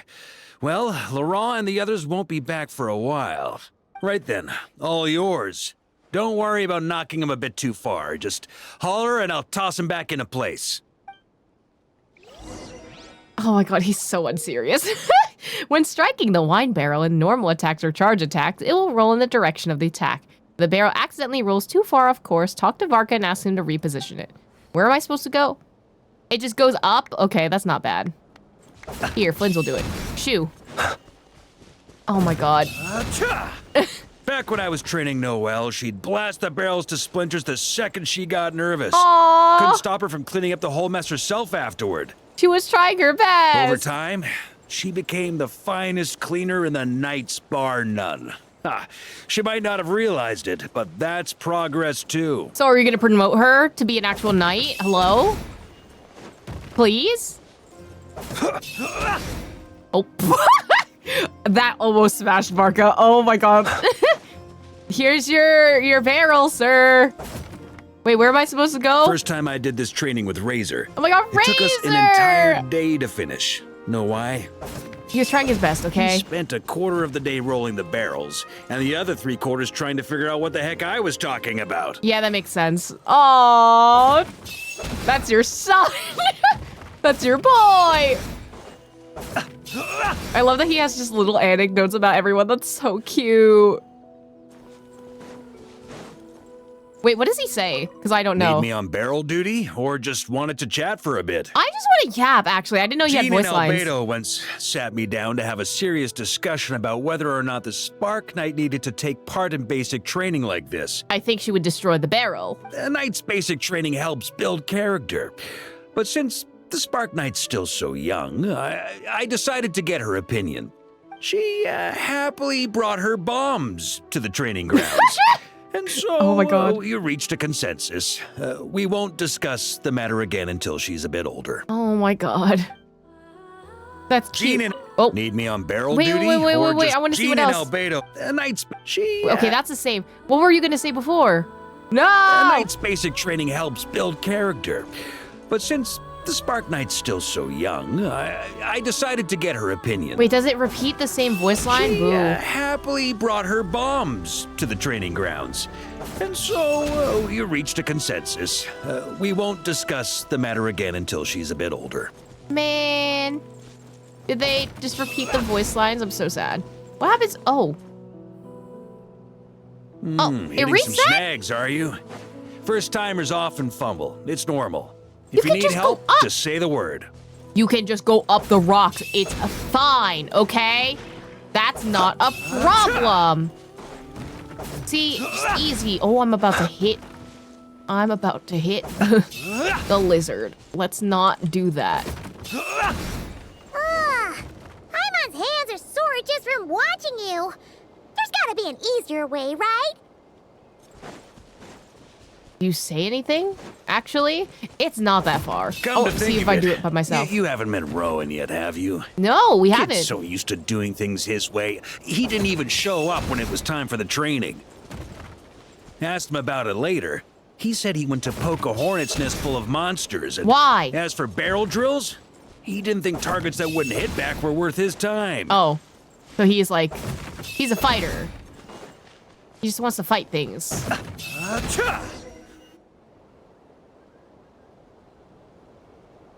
Also, what happens if you do the other way? I'm curious. Oh, Grandmaster! Honorary Knight! They're back! They're back! They're back! Everyone, fall in and give them a proper welcome. Wow, we're this popular? Paimon feels like blushing. It's not us, it's the elk. How the wind carries that scent from afar. Sweet Barbados, it's true. Dandelion wine. Ah, a special brew from Dawn Winery to boot. They're back. All my precious memories, they're all flooding back. Oh. So, the welcome isn't for us, is it? Nope. Yes, this is it! This is the taste! Oh, it's just how I remembered it. Amazing! After all these years! I was starting to think I'd already forgotten the taste of a good Dawn Winery vintage. If the taste hasn't changed, then my home back in Springvale probably hasn't changed either. Right? It's the same, I've been there. Thank you, Honorary Knight. That's enough. Put a cork in it, everyone. Barrels stay sealed until everyone's back. Let's finish the party prep in the meantime. Oh, yes, sir. On it, sir. Like I said, drinking is the most serious of serious business.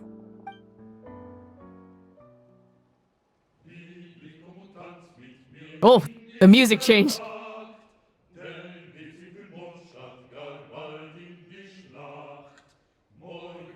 I mean, to be fair, this probably is a drinking song, or at least written to sound like a drinking song. That dude is passed out. Honestly, me too. Oh, sticky honey roast, sweet madams.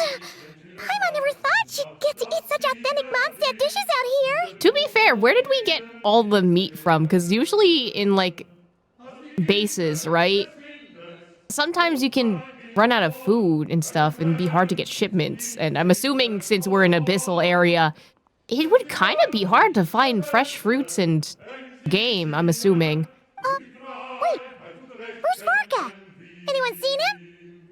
He's not passed out drunk in a ditch somewhere, is he? Maybe.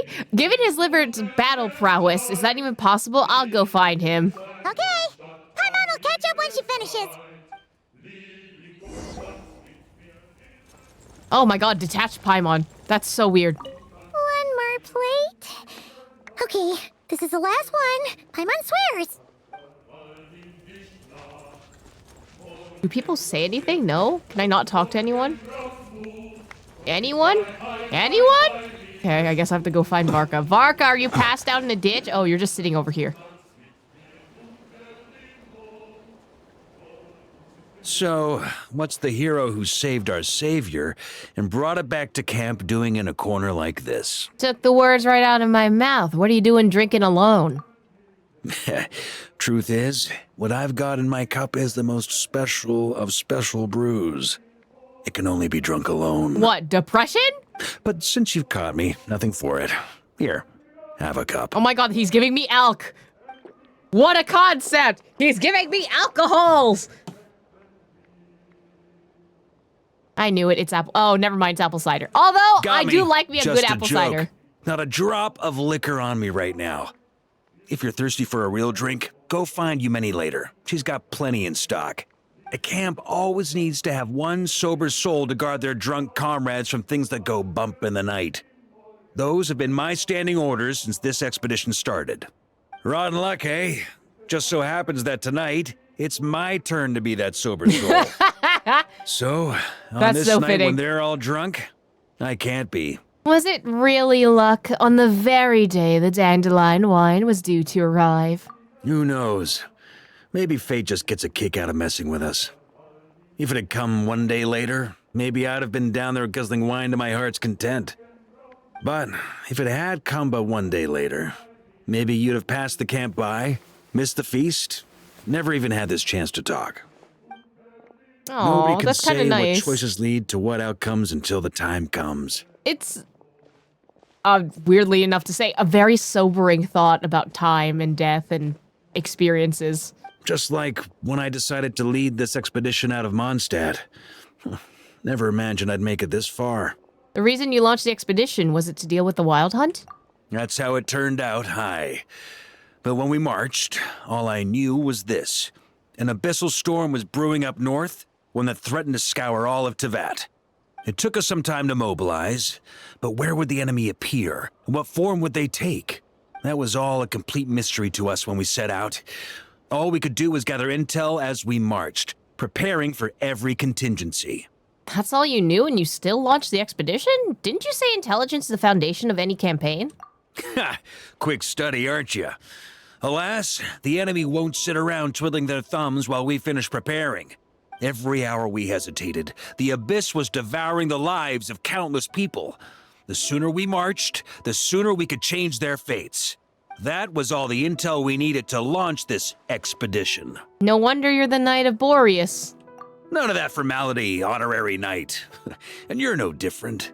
Your journey's also changed many people's fates. Be it Mondstadt back then, Dvalin, or Nodcry now, the expeditionary force. Even my fate too. The fact that we can sing around the bonfire, drinking and thinking about the future, none of that could have happened without your arrival, traveler. It's very interesting because normally we're giving the pep talk to all these other characters, but I think Varka's one of the first few that's kind of just been like, hey, you changed everyone's lives. Like, good on you, you know? Who's to say? Fate's fickle and hard to fathom after all. But as long as you're alive, there's hope. The wine we didn't drink tonight, we can have tomorrow. The lads will save my share. As long as we're still breathing, tomorrow will bring more wine and laughter. So cheers to tomorrow, to hope.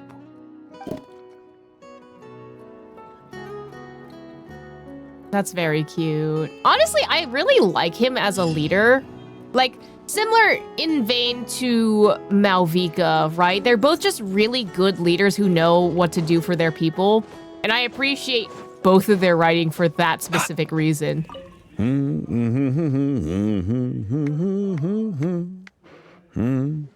Wait, that's the main Mondstadt theme. That's the city theme. Wait, that's such a cute detail. I love that.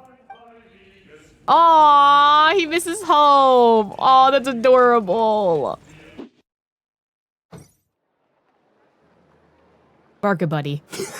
Varka buddy, what are you doing here? What are you doing here? From all walks of life. Wouldn't you agree? Any updates on the commission from last time? Should be done just about now, right? Apologies, Mr. Varka. The wine merchants from Mondstadt say they'll need more time to prepare. Yeah, let Dilu have time. Also, they have asked me to pass this message on to you. Have you seriously finished the last batch? That cart was huge. Well, it's not like I'm the only one drinking. That amount of wine is barely enough for 2 banquets. We'll need more. Are you trying to empty out Mondstadt's wine cellars? Come on. I timed this down to the second. The Dawn Winery should be reopening the cellar of dandelion wine right around now. As the Grand Master of the Knights of Favonius in Mondstadt, patronizing their business is but one of my duties. Sure. Don't worry, I've left some for them. I didn't clean it all out, or Charles would have nothing to work with. Charles, like, in the corner, stressed out because Varka ordered, like, 3 gajillion tons of wine. And he's just like, oh, fuck, we have nothing for Vinelesa, help. The trouble with long journeys, though, is that wine tends to lose its flavor in the process. Next time I get back, I'll have Charles mix me the strongest drink he's got. Now, who to drink with? Kaya would definitely come if I called. And D-Luke? Well, if I can catch him, I'll have a couple of drinks with him, too. Of probably apple cider, but also D-Luke. But yeah, might as well get those two to have a drink together, perhaps. You can certainly try. Why are you just standing out here, buddy? Oh my, fancy meeting you here. Out for a stroll again? I'm in the middle of some important business, like doing my dailies. Huh. Aren't you a busy one these days? Still, running around like this all the time. Remember to take a proper break once in a while, you hear? Varka, you don't want to know what time I'm recording this, actually. Swing by my place when you've got a moment. The Knights of Favonius sent over a bunch of stuff again, and there's some for you. There's some for me? Just maybe not right now. I've got to go sort out a little matter with the Lightkeepers. Oh, what is it? See you next time. Do remember to come pick up that crayon drawing Clee made for you. I absolutely will. If only I ran into Flins today. Could have had a good drink. You can ask Illuga, although I'm not sure how much he would want that. What did I tell you? You are, without a doubt, my best drinking buddy in all of Nogcry. You're too kind, Mr. Varka. Interesting. Truth is, though, I am but a dabbler when it comes to spirits. Yours, my friend, is a truly superior palate. I see we are going for the Varka and Flins ship for this time. Although, honestly, I feel like they've been making Varka the bicycle this entire time. Because, like, he's been going around, that's for sure. Honestly, I'm here for everyone. Ah, Traveler. What impeccable timing. Fancy a drink? I believe something on the milder side would be suitable for you, Mr. Traveler. Hey! As it happens, Mr. Dimyon is away on business. Allow me to prepare your drink in his stead. What'll it be then? Something sweet? Or perhaps with a little tang to it? I love sweet, but don't make it too sweet. Ah, nothing like a bit of indulgence after a busy day on the road. Sweet and creamy ought to hit just right. Flins, don't phrase it like that. Something sweet, huh? Hey, how about mixing in that juice we had last time? Now that's what I call hitting the sweet spot. In all our gatherings, Mr. Varka, I don't believe we have ever partaken in what one might call juice. It's just alcohol. It's hard alcohol all the time. You're referring to the bottle of Sakura sake imported from Inazuma, I Okay, presume. but sake is kind of sweet. If I remember correctly, that tiny vial was the undoing of 4 patrons. How much did you guys ingest? Sakura sake? That's odd. I don't recall it having much of a taste at all. But I remember those pickled Sakura were delicious, and they were perfect with alcohol. Ooh, no. I dislike pickled Sakura. Regular Sakura, okay, it's a little florally, not super to my taste. Pickled, absolutely not. Do not put that in front of me, I'm sorry. I know there are people that really like it, but I'm just like, no thank you.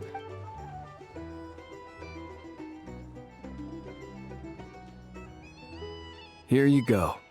It may be nameless, but I'm confident it'll lift your spirits. Nameless? Okay, sorry. Miss Paimon, allow me to present this freshly squeezed juice. I've included a bit of pulp to further enhance its texture. Okay, Flins, can I have the juice instead, actually? I really like juice. Wow, thank you. Mr. Varka, have a sip of this. Oh, I get a serving too?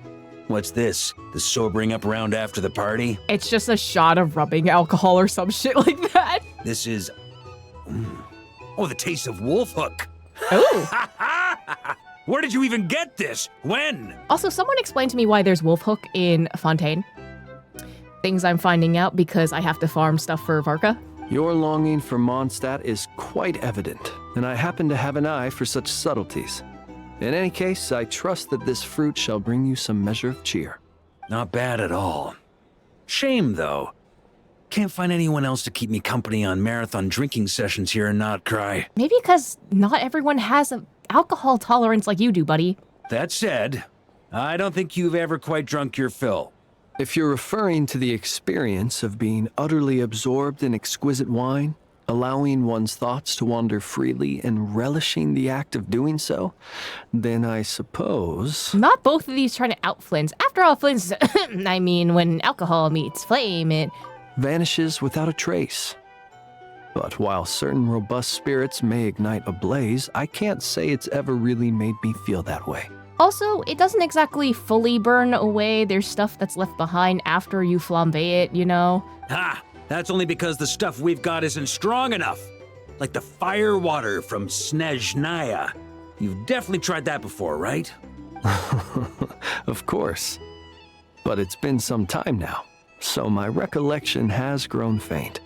I'll get us a barrel one of these days. Ooh, a barrel Then of we fire can water? drink to our heart's content. Girl, you're gonna die. I shall defer to your judgment, Mr. Varka. First, however, allow me to raise a toast to this most pleasant evening encounter. All right. Cheers! Cheers! Cheers! Here's to a delightful evening. To, the moon! Oh my god. The video game To the Moon? Indeed. To the moon. Traveler, over there! It looks like there's something fighting the monsters. Let's go take a look. That's a wolf. Even after all That's a full wolf. That's a ghost wolf. How tragic. I made the right choice in following Master Roland. Be silent. Who the hell is that? All may be saved, but the sword undo the sins of justice. Yoo-hoo! Please, okay. Please. Wolf, help me. Close your eyes.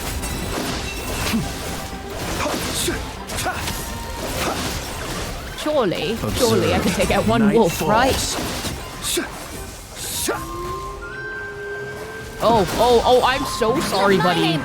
I am doing such a bad Close your eyes. Try to Fear the protect dark. Observe to dust.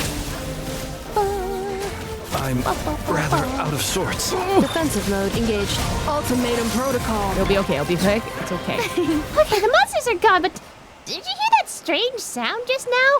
The ghost of the distant past or whatever, you know?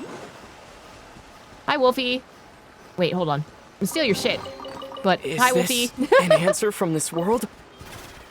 It ran away! That way! It's going this way. Oh. What you got? What you got? I love this wolf. Just another beast to be destroyed. Oh. Why would you say that about the wolf? What's wrong with the wolf? Lost Notes 3? Did I miss some of them? Month, unknown. Day, unknown. Abyssal monsters are everywhere, and the locals avoid us as if we carried the curse. Setting up camp near these ruins is not a long-term solution, I fear. Lord Roland says nothing. He just wipes his blade in silence. Perhaps we really are too weak. Thankfully, once they learn of our situation, the warriors who call themselves the Lightkeepers offered us their lighthouse as shelter. Their generosity is admirable. Who is this? Oh. Explore the area near the lighthouse. Okay, sure, I'll just go towards the lighthouse or whatever. There's another wolf. Are there just like more wolves in this area that I'm gonna have to find? Yes, wolf, what is it? Fellows who departed with the night who slayed demons, so few remains. Now even this little wolf is drawn into battle. I can't get this. Until the I know monsters are person utterly speaking right now, vanquished, but I couldn't get that one. Roland will not stay Oh, his is this sword. a puzzle? We too will follow him to the last. Oh. Hold on. Come on, buddy. Come on. This way. You're gonna help me figure out what's the situation with this wolf. Just gonna... Perfect. I don't know how that managed to work, but you know what? That works. Oh, that was not a wolf. Okay, you are also gonna go this way. That might ram you to a rock, actually. Oh, I'm so sorry. I'm so sorry. Here. This way. Yep. Just ram into that. Perfect. That work? Chest! Don't mind if I do. I'll keep this close. Okay. Why were you stuck in there, buddy? Oh, okay, we're going this way. Okay, I'll follow you. Look at all those useless loach pearls. Oh, yeah. Woo! I mean, considering the other area with Boreas, I'm kind of curious if these guys are connected to this. Yeah. Sorry, I keep stepping into you. My bad. Chest! The code of chivalry. An answer from this world? Injustice. Oh, wait. Okay, so this was here, and then this was here. I'm assuming this wall is here, right? It's gonna light up. Is this the same book? It's still 3. Oh? Okay, I'll explore near the lighthouse. Damn! Wolves have been seen in this area at midnight. Travelers be warned. Okay, yeah, sure. I saw some wolves. They seem pretty okay, though. Ooh, money. Oh, woo! Hi, buddy. Oh, this thing is gone. What happened? Lost Notes 4. Okay, you're not gonna give me 1 and 2. Month, unknown. Day, unknown. A brutal fight. I refused the locals' aid and held the lighthouse alone. Now I'm the only one left. And this wolf. The one that came with us from Mondstadt. Master went off tracking the monsters. I cannot say if he'll return. But it doesn't matter now. Where he goes, I can't follow. Drenched in blood as I am. At the end of this path of chivalry, only he and these crows drawn by the scent of blood will see it. I won't leave my body to them. Well, wolf from my homeland, consider sending me on my way to your final duty. Bro, hate him. Bro, hate him! Oh, there's another one. Hey! Well, it might be the same wolf, actually. You guys are not scared by this wolf at all, actually. Oh, we're going backwards. Lost Notes 2. Month, unknown. Day, unknown. We encountered another group of monster hunters. They call themselves the Lightkeepers, and they seem to have come from the north. These warriors intent on restoring order to this land invited us to join their cause, but Master Roland refused. Nothing will ever change unless this land is cleansed with blood. That's what Master said. And the targets of this purge are not limited to non-human monsters. He believed that bandits who seized the chance to pillage and desperate outlaws with nowhere left to turn, all must be eradicated. But can this world truly be saved through killing alone? Oh, you gonna give me number 1? Thanks, bud. Number 1, there you go. Month, unknown. Day, unknown. I thought our westward march would conclude in Natlan, but Master Roland showed no intention of ending his campaign. Things differ in the northern snowfields. There, the new Cryo-Orcon has restored order within Snezhnegrad. Here, the chaos... Sorry, buddy, can you... Wait, hold on, let me finish reading this, okay? Then I'll come to you. The new Cryo-Archon has restored order with Snezhnegrad. Here, the chaos inflicted by that calamity still reigns supreme. Perhaps that's why Master Roland's behavior had become increasingly inscrutable since we arrived in Nodcry. Sometimes I can't even tell if we're fighting to save people from suffering or just for the sake of slaughter. I'm sure Master would say that where chivalry is concerned, there's no difference between the two. I never pondered this before I left Mondstadt. Perhaps Roland is right, and I simply do not understand yet. The hell is Roland? Uh-huh. Off we go.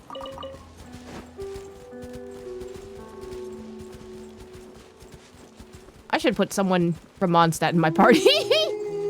Uh-huh, yeah. So all these wolves are from... They brought wolves from Mondstadt. That's a little surprising. Why bring the wolves from Mondstadt, actually? Other than the fact that this was an expedition, I guess. They're just like, fuck it, we'll use wolves. No horses. Horses don't exist.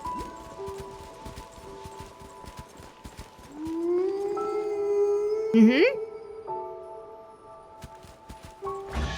Oh. Press on. Uphold the knightly creed. That's all of them. Goodness, how the world has changed. 3. Might I ask, when did the custom of Touch the placing sword hill. treasure Oh. chests in every nook and The cranny? knights who chose to follow me were lost to the injustices of fate.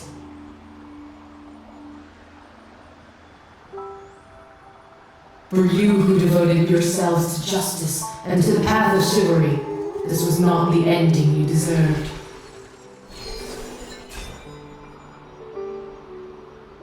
Boreas, take care of them.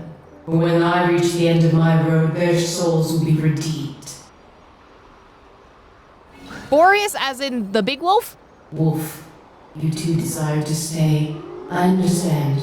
Remain, and I keep watch over the rest. Even if only I remain on this path, so be it. I will press forward until every shadow of evil and stain of sin is purged from this world. Oh. Off they go.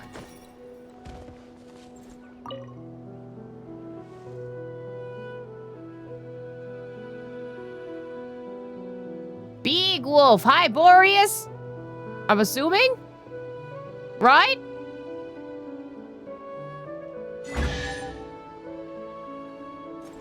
Wolf's phantom drifted away. Perhaps Boreas' presence could not be felt. Well, I'm assuming Boreas is Varka, but I don't have Varka yet, so that's the problem. The only thing I can think of that might be in a factor of this might be Bloodstained Knight, the White Knight from the artifact set, but that's the only thing I know. But this would be the first time I think that they introduced the name, right? I don't think the Bloodstained Knight has ever had a name associated with them. I guess their name is Roland now. Okay. Oh, it is the Bloodstained Knight for this achievement. Henceforth, the Bloodstained Knight walked away from the world of men. Oh, this was before they went to the Abyss and then realized that they were killing the Conrian monsters, right? So his name is actually Roland. All right. According to legend, when the Bloodstained Knight left the Knights of Favonius 500 years ago to embark on the path of demon hunting, some knights chose to follow him, leaving Mondstadt together with the champion they revered. To this day, their names are still recorded in the archives of the Knights of Favonius, though what happened after their departure remains unknown. It is because of the unique influence of the ley lines here, or was their longing and willpower so intense that these voices still linger? Unless I'm mistaken, this must be their final destination. Though they had left the knights, they fought bloody battles to uphold the chivalry in their hearts, until all that was left was one lone wolf. No one can fault you for your deeds. Every action you took was truly befitting your knightly titles. But it seems that the Bloodstained Knight could not return from the end of his path. It is an ending full of sorrow. No matter what, the Knights of Favonius won't forget you. Your deeds ought to be celebrated by the world, and your spirit should be returned to your homeland. Heroic wolf, lead me to their bones. Oh, this way? Off we go then.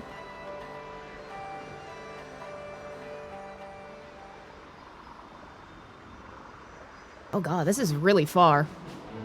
This is further than all the other locations we were at for this story.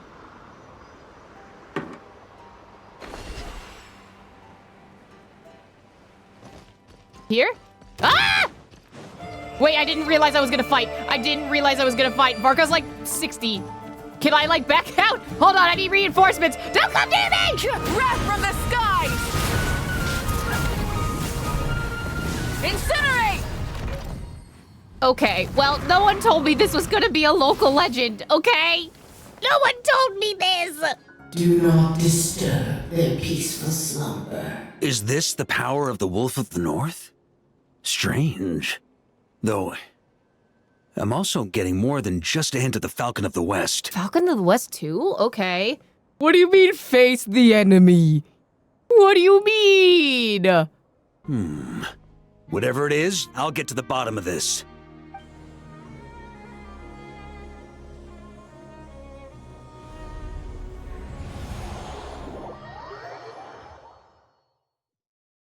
An ancient battlefield. God damn it, Who could have it's sealed just this place Varka? off? Leave now. Boreas, don't do this to me right now. Don't do this to me right now! Peaceful slumber. A manifestation of Andreas? Now I've really got to figure out what's going on. He's like level 36, not 36. 64! With a fish! Homie, can we talk this out? I wanted my team comp! A worthy adversary. I wanted my team comp!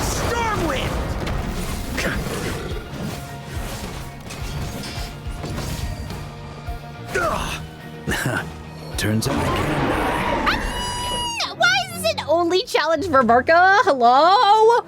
Hello? This is so rigged. I literally just got him. He's not built. An ancient battlefield. Who could have sealed this place off? Leave now. Do not disturb their peaceful slumber. A manifestation of Andreas? Now I've really got to figure out what's going on.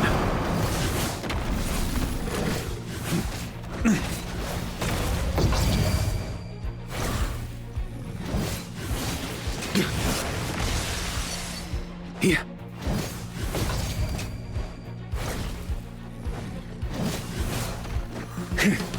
On me. Stormwind! Charge!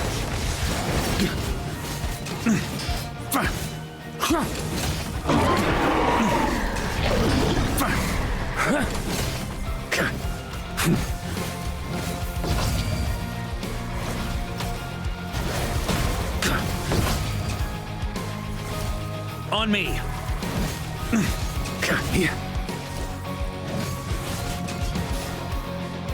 If he just keeps doing that attack, I'd be fine, but...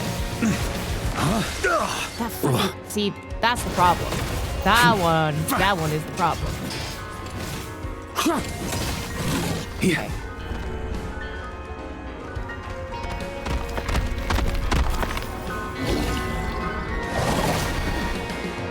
This I can do. This I can do.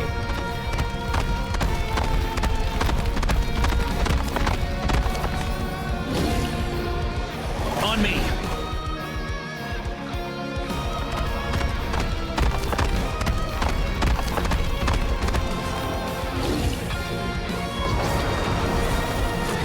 With this unyielding ice. It's very interesting that they're doing Lacrumos melody in the background too.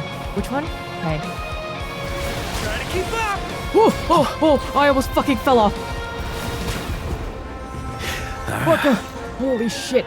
Don't do that. Excuse you. I'm just trying to get up here, bro. Take the unextinguished flame of battle. Is that rolling?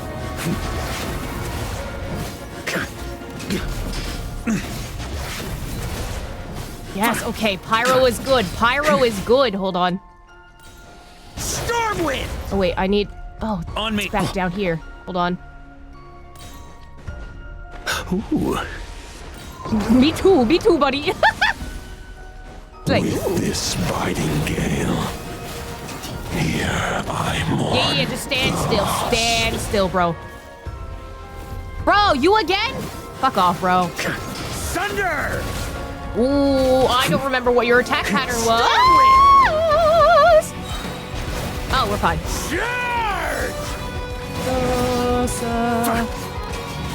Bro, that's so funny they use the Lacrimosa theme.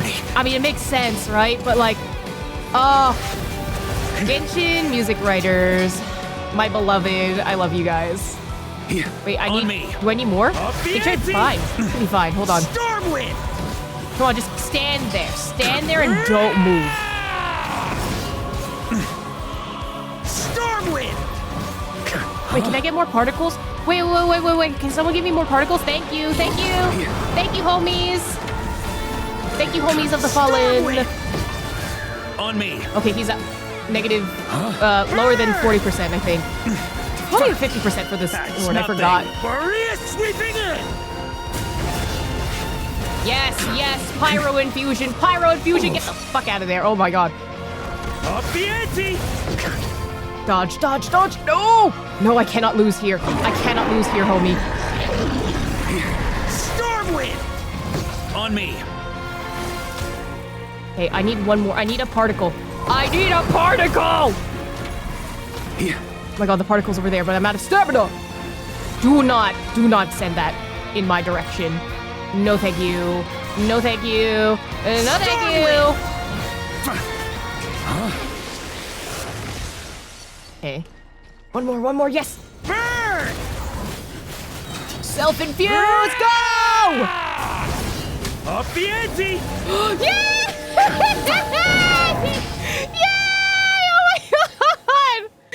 Oh my god! The manifestation of the wolf spirit. A piece I didn't know about. Who left you here? And what are you guarding? Answer me. Tell me more. Bro's got that dog in him. He's speaking to the wolves. How many times do I have to say it? This blood-soaked path is mine alone to walk. No one need follow in my footsteps. Oh, so this is the scene after, I'm assuming, from that world quest where the sword ends up happening, and then this is Roland breaking off in order to be like, yeah, I'm gonna go join the Abyss because we fucked up big time. Then let's just call it fate.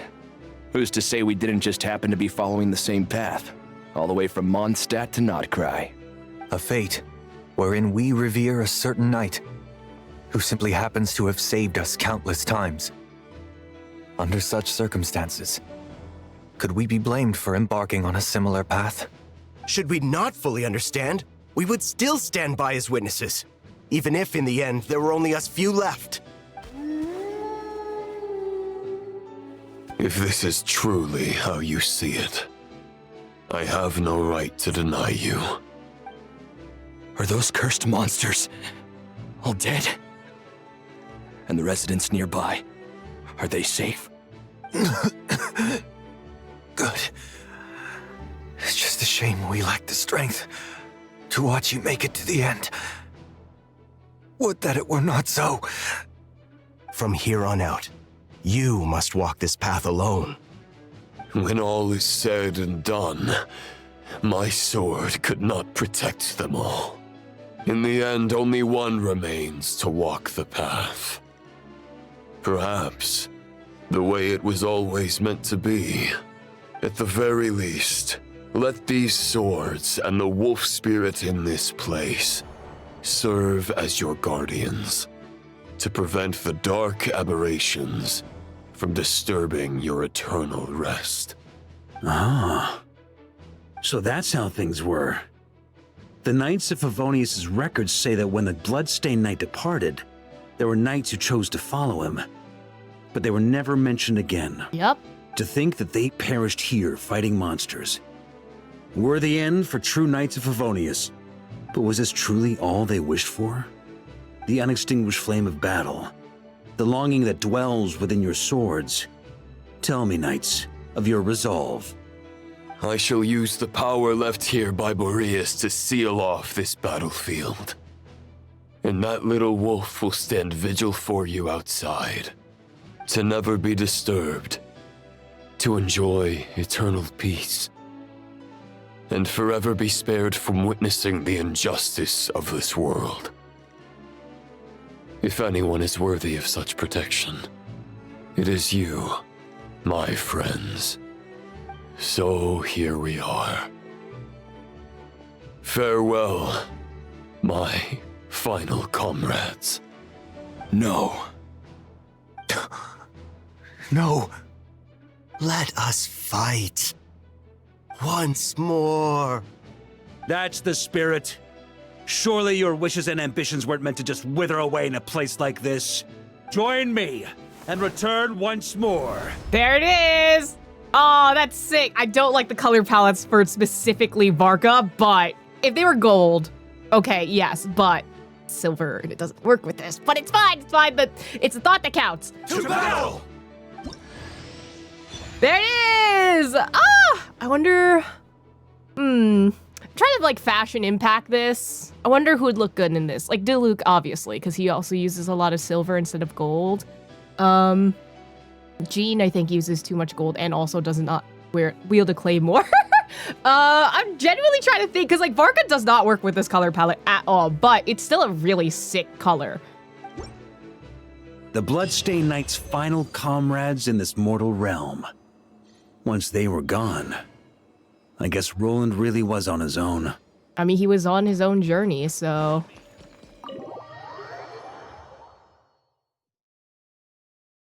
My god, it's done. What happens if I touch it again? Are you allowed to challenge it again?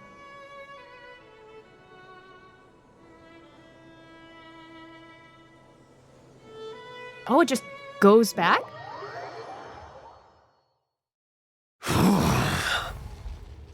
I did not want to wake you up again. Show me what you've got. No. Listen. I did this once. I think I'm good. I just wanted to see what the dialogue was. It's okay. I want to leave the domain. I just saw Boreas stand up on his two hind legs. Wait, but what happens if I go back to the other place now that I've beaten it? According to the legend, when the Bloodstained Knight left the Knights of Favonius 500 years ago to embark on the path of demon hunting, some knights chose to follow him, leaving Mondstadt together with the champion they revered. To this day, their names are still recorded in the archives of the Knights of Favonius, though what happened after their departure remains unknown. Is it because of the unique influence of the ley lines here, or was their longing and willpower so intense that these voices still linger? No matter what, the people of Mondstadt won't forget these heroes. Though they had left the knights, they fought bloody battles to uphold the chivalry in their hearts, until all that was left was one lone wolf. No one can fault you for your deeds. Every action you took was truly befitting your knightly titles. But it seems that the Bloodstained Knight could not return from the end of this path. It is an ending full of sorrow. Don't worry, I've already found their grave. Their final wish has been entrusted to me. Judging by your appearance, I can see you won't be returning home with me, but at least your long vigil is finally at an end. So rest, heroic wolf. I'll carry your story back to your homeland. Unbreakable Durandote, the glorious illusory sword that emerges from the depths of the ley lines. It is said that in the past it was wielded by the White Knight under the name Durandote. Its name in ancient tongues means the blade that is never destroyed, just like the sword he bore. The path the knight believed in has never wavered, no matter how the once pure steel has since it darkened.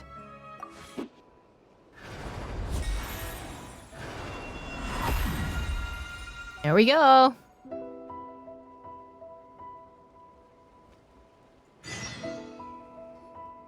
Honorary Knight. Thanks to you, this post's finally starting to look the part. Now, even if we're attacked while the whole camp's dead drunk, we'll be able to hold out till I sober up. How long would that take? You're joking again, right? Saw right through me. Did you learn all my tells without even trying, Honorary Knight? No, you're just really obvious. More like we've gotten used to your nonsense without even trying.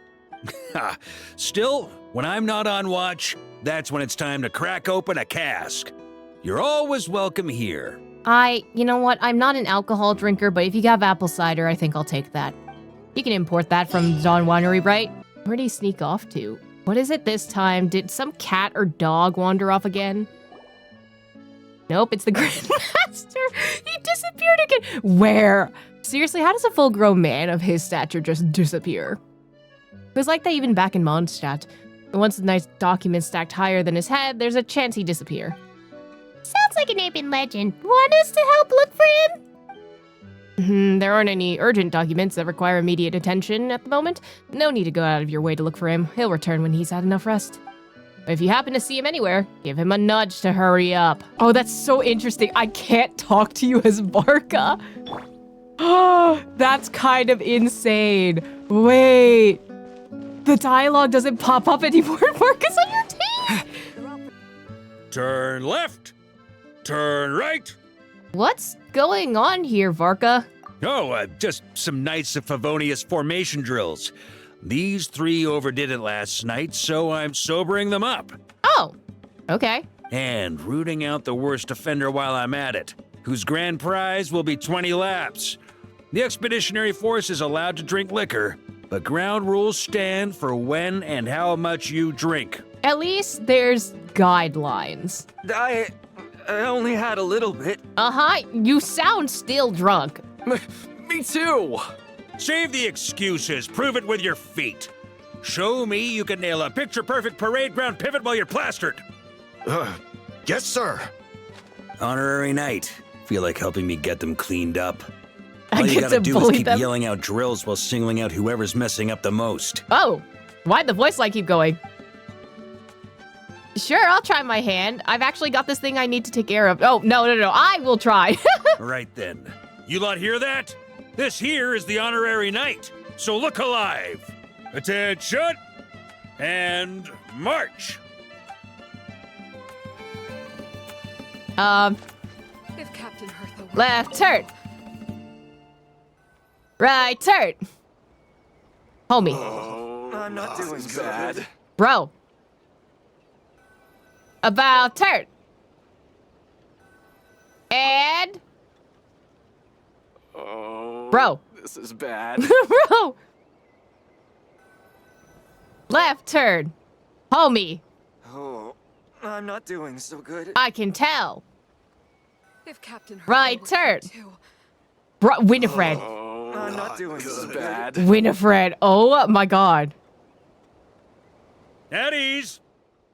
Well, Honorary Knight, who's the drunkest of the bunch? Oh, that's so interesting that you actually get to choose. I say it's the one on the left, because homie was struggling. What? No, I'm not drunk. I just, a bit, dizzy. Uh-huh. You know what's worse than being drunk? Being drunk and lying about it. 20 laps and not one less.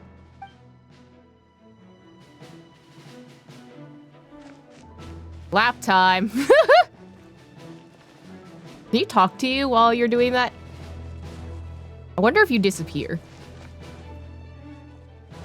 I don't know if I'm actually supposed to be following you. I'm just like, oh. If only I could go home soon. Me too, buddy. Are you just here doing laps? Is that it?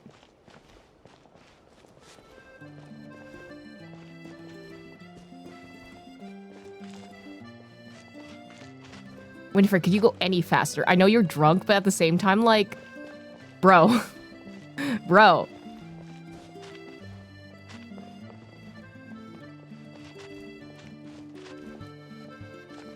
Oh, and he's about face. Is this a full lap? That's not a full lap, homie. You gotta go all the way to the end.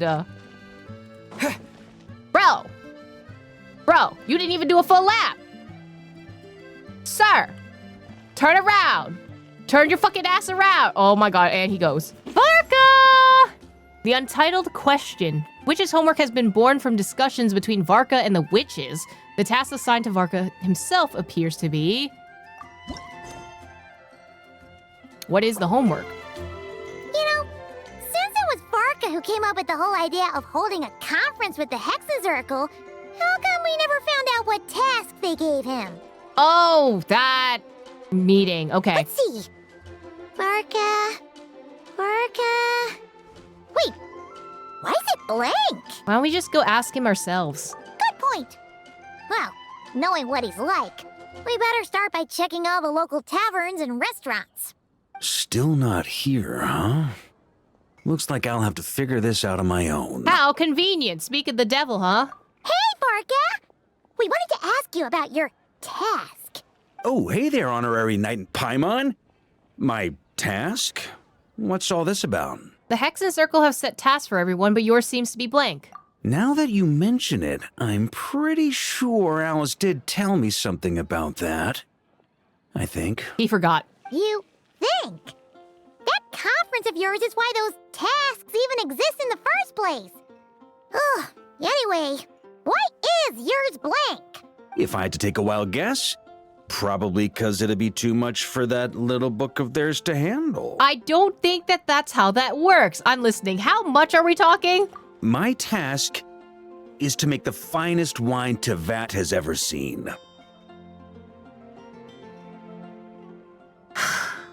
Varka. Mondstadt literally has a major import in fucking wineries and drinks. That's your fucking task? Just go to the Dawn Winery and ask for that shit, bro. How's that? Too much? Trust me, this is serious business. See this new scar on my arm? That's what it cost me just to get my hands on the recipe. I think you're bluffing. There I was. Oh my god. Into a deep, dark domain. Please. Battling some of the fiercest, most vicious monsters I've ever seen. Seriously? Now, we're just 3 special ingredients short of finishing this thing. Honorary Knight, Paimon, would you be willing to lend me a hand? Can I say no? Ugh. Fine. Why not? Since it's only 3 things, Paimon's just gonna pretend she buys your story. All right. Haha. So, we still need wood chips struck by knights, pigeon feathers shed in joy, and medicinal broth brewed in a large cauldron. You sure this is wine? Wait a sec. Were we supposed to be making wine? That sounds like some kind of super suspicious potion. Good point. Well, our taskmasters are a bunch of mages after all. We're following the recipe to the letter, so all 3 ingredients must adhere to their requirements. Come on, let's get started with those wood chips. So, this is where we'll be getting those wood chips struck by knights, huh? Hi, Ellen. Grandmaster, Honorary Knight, are you here to train as well? We need wood chips. Well, maybe not in a traditional sense, but we're here to pursue a goal, so I guess that counts too. Giant cauldron? Is that oh my god, don't remind me of that Hillertroll camp. We have to go back? This poor camp with this one giant cauldron. You're already so skilled, yet you still strive for perfection. Please train however you like. I'll be taking notes from the side. Oh. There you go. No! Why is it Paimon huge? had no idea the Knights of Favonius had training dummies this huge. Overlord of the My training father ground made this special wooden collector's dummies? edition. I'm sure it'll prove worthy of your skills. Special collector's edition of then dummies? let's give it a shot. Regular large wooden dummy, uh-huh. Oh, I just need to keep attacking it. There you go. Amazing! So that's how you do it. Why does Paimon feel like she's heard that reaction like 100 times before? It's bigger than Varka. Training dummy, you're huge! Yeah, this'll do. The shape, the texture, the quality. Brilliant. Uh-huh. How you can tell one wood chip apart from another is beyond Paimon. Whatever, as long as you're happy. Next up, those pigeon feathers shed in joy. Oh, wait, I might have killed Timmy's pigeons today already. Hey! You scared off all the pigeons! Grandmaster? Hey, if it isn't little Timmy! Grown up quite a bit, haven't you? Been eating well? Yes, sir! I always remember what you told me, that I've got to eat well and exercise hard if I want to grow up big and strong. This kid's attitude to change in a heartbeat. I don't get a pass! I'm the traveler! Well, guess that's the Varka effect. Honestly, Paimon would be shocked if there was a single kid in this city who didn't look up to our living legend over here. Sorry for scaring your pigeons away. I was actually gonna ask, is there a way to approach pigeons without spooking them, while keeping them happy at the same time? To be honest, I usually walk up to them quietly and scatter some feed. Boom! That's it! Say, you got any extra feed on you right now? I do have quite a bit, but... Grandmaster, what are you planning to do? Murder them and make them into sweet madams? I mean, what? What? Who said that? That was the wind! Don't worry, little man. We just need to borrow a feather or two. You have my word. Ah, all right then. No problem. And... Oops. Sorry, Timmy. Looks like we've got ourselves some pigeon tracks. Let's wait here. When they appear, walk up to them quietly and scatter the feed. But make sure not to hurt them. Ready? I guess, sure.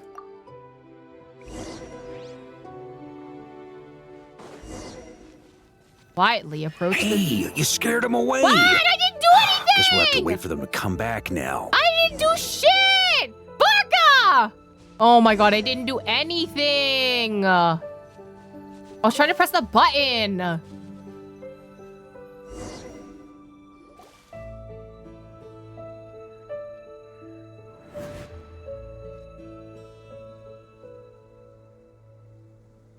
It's just this one pigeon, this poor...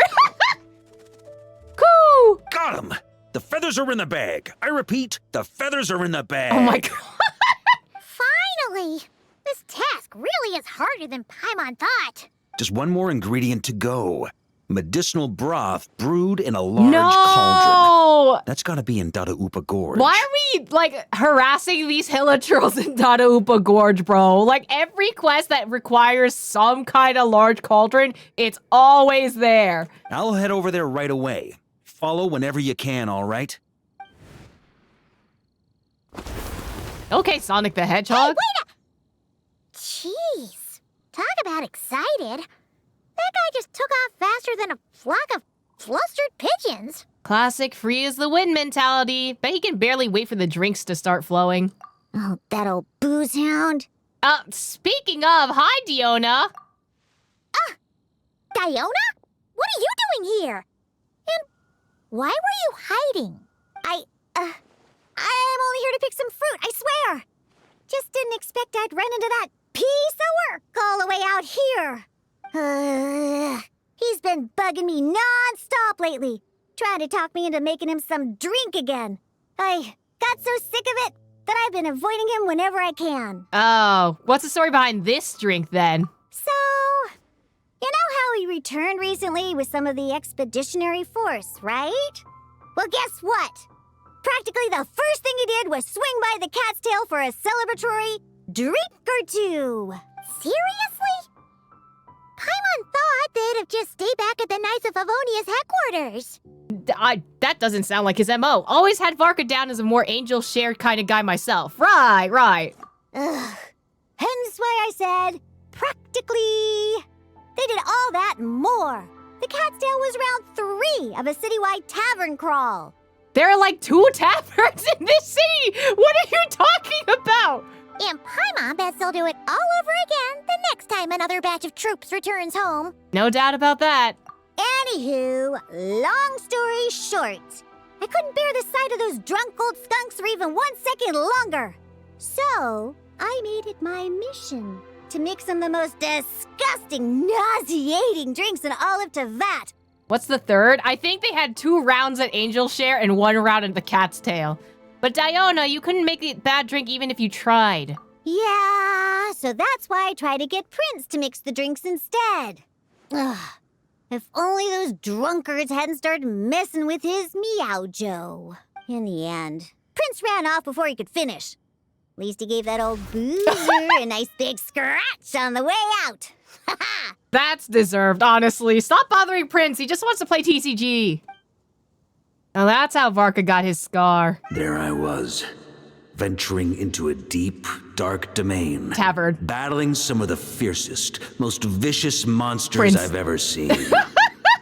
Anyway, it was right there in front of me. One small step away from completion. So you applied the finishing touches yourself?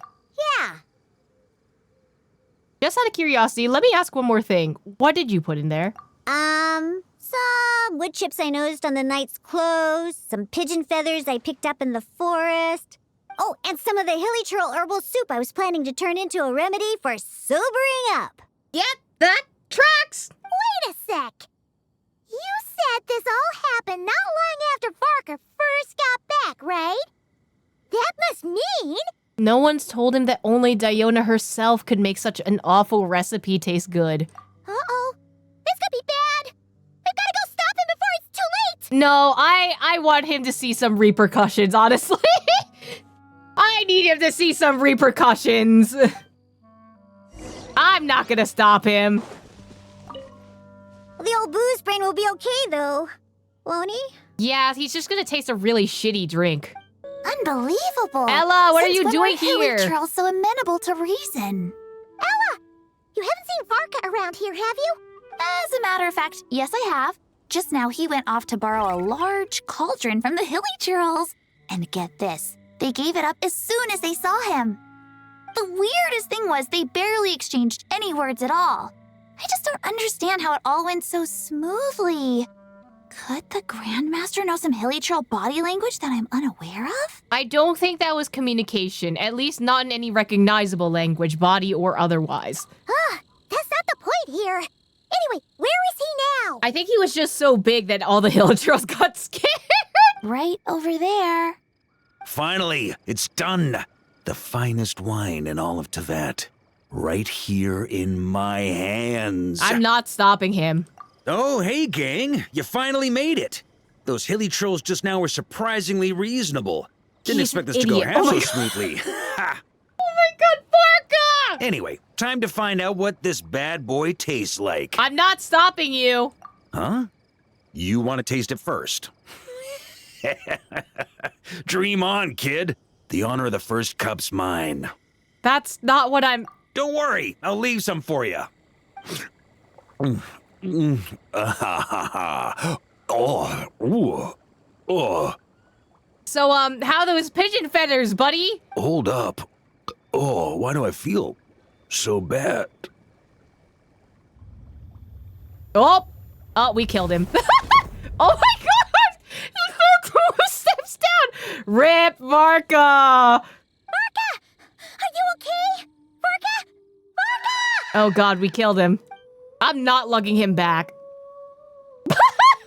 They did not use the same pose that Finon had. Shut up. Grandmaster, get a hold of yourself. Come on! You didn't defeat a god just to bite the dust here! Not the Finon pose, bro. Does that mean Varka is Kozlana? Gas. For a moment there, I could have sworn I saw all the previous Knights of Bria standing right here in front of me. Right, first he said see you tomorrow, and then now this? Kind of crazy. I don't know if I should chew you out for ending up like this or marvel that you're still standing. Ooh, either way, I need a moment to digest it all. Oh, both the drink and the lesson too. You give Varka the rundown on Diona's infallible knack for making drinks. Ah, so the missing ingredient was actually the Spring Fairy's blessing. Never would have guessed. And then he says, Hawkeye, sorry. It was just my day to get right. Hey! Don't you act all innocent! You still owe us one for trying to pull the wool over our eyes! Sorry. Truth is, though, I genuinely believed it would work. And I was even planning to come clean over a drink or two afterwards anyway. Uh-huh. But I guess you probably don't want to drink it anymore, do you? I'll pass. Not sure if I got that kind of courage. Well, guess I owe you one. How about this? I'll treat you to a meal at the Good Hunter once we're back. No, that's more like it. You're way too easy to bribe. Oh, come on. You saw what a state he was in after he downed that cup. I'm not sure he's learned his lesson. His voice lines would probably say otherwise. Guess I have no one to blame but myself, huh? Anyway, back to the subject of your task. Why is it blank? Well, I was gonna save that story for the tavern, but I guess the open air will have to do. Do not cut to a... Okay. So, you're giving tasks to everyone in Mondstadt, huh? Interesting idea. Do I get one too? I thought they were just gonna fully end the quest there. Well, if you really must know, yours was to change the fate reflected in the scryglass. But you already did that quite some time ago. Oh. The moment you decided to set off on your expedition, to be precise. Okay, so when he wasn't the hero of Mondstadt and defeating Dvalin, he already changed that fate. Okay. Thanks for the home. What the hell is this? Varka, what did you give me? There it is. Varka's invitation ticket. A hand-drawn invitation ticket from Varka can be redeemed at the Good Hunter for a hearty meat-filled feast. Can I actually do that? On me. Can I actually give this to you? Varka said it's his treat. That's right, he arranged everything. These dishes have been prepared specially for you, so please enjoy your meal. Yo, Varka specialty! Oh, and they give us the invitation ticket just for keepsakes. Oh, that's nice. I know those voices. Why, if it isn't Paimon and the Honorary Knight. Praise be to the Anemo Archon for this flurry of good news. Have we ever seen Glory in, like, a voiced quest or not? Because I don't remember at all. Huh? Oh, hey, Glory. What's got you in such a good mood? I mean, her boyfriend should be back, right? Because he was, air quotes, on the expedition or something. Have you heard? The knights who went on expedition are finally returning home. Which means Godwin should be home soon, too. Right. It won't be long now before we're together again. Sure. Oh god, what is Varka gonna say? That's a new question. Huh? Don't tell Paimon Godwin still hasn't told Glory about getting separated from the expedition. Nope. Could you help me scatter some more dandelion seeds? I want to thank the Anemo Archon for watching over the expedition. Especially Godwin. Oh, poor girl. Waiting for Godwin all this time? Should we tell her the truth? Or should we have a word with Godwin first? Paimon, are you saying this in your head, or are you directly whispering it to me? Because I'm pretty sure she'll be able to hear that. Is something wrong? Huh? You want us to help scatter dandelion seeds at the Anemo Archon statue, right? Piece of cake! We'll head there right away! You're so believable! At Glory's request, you head to the top of the Anemo Archon statue. How much longer do you think Godwin's gonna keep the truth from Glory? Paimon doesn't want to make her upset, but if we don't tell her... I think they should let them know themselves. This ain't my business. No, she deserves to know. Let's find Godwin and give him a piece of our mind. I'm not sure that'll be necessary. Huh? Why not? Because I think Varka's already sorting it out. Huh? Varka? And Godwin? Wait, Godwin's back in the city? We need to go speak to him! Hey, Varka! What's Godwin up to now? I don't think this is the time. Shh, watch closely. This Knight of Favonius is making the most important decision of his life. Try not to disturb him. Glory, it's me. I've returned from the expedition safe and sound. I haven't stopped thinking about you this whole time. Oh, no, I can't keep lying to her. Let me think this over. Glory, I have to come clean. I never left Mondstadt in the first place. Oh, no, that's even worse. Saying that will only hurt her more. Oh, I don't know what to do. Maybe not dig yourself this hole in the first place, but we're way past that now. Oh, so that's what you meant. Paimon agrees that this is a pretty important decision, but is it really the Grandmaster's responsibility to sort out knights' love lives, too? No, not at all. As an organization, the Knights of Favonius does not interfere with personal matters. However, the issue he faces is about more than being a good partner. It's about being a good knight. I should just tell her the truth. Honesty is a knight's greatest virtue, but glory is so fragile.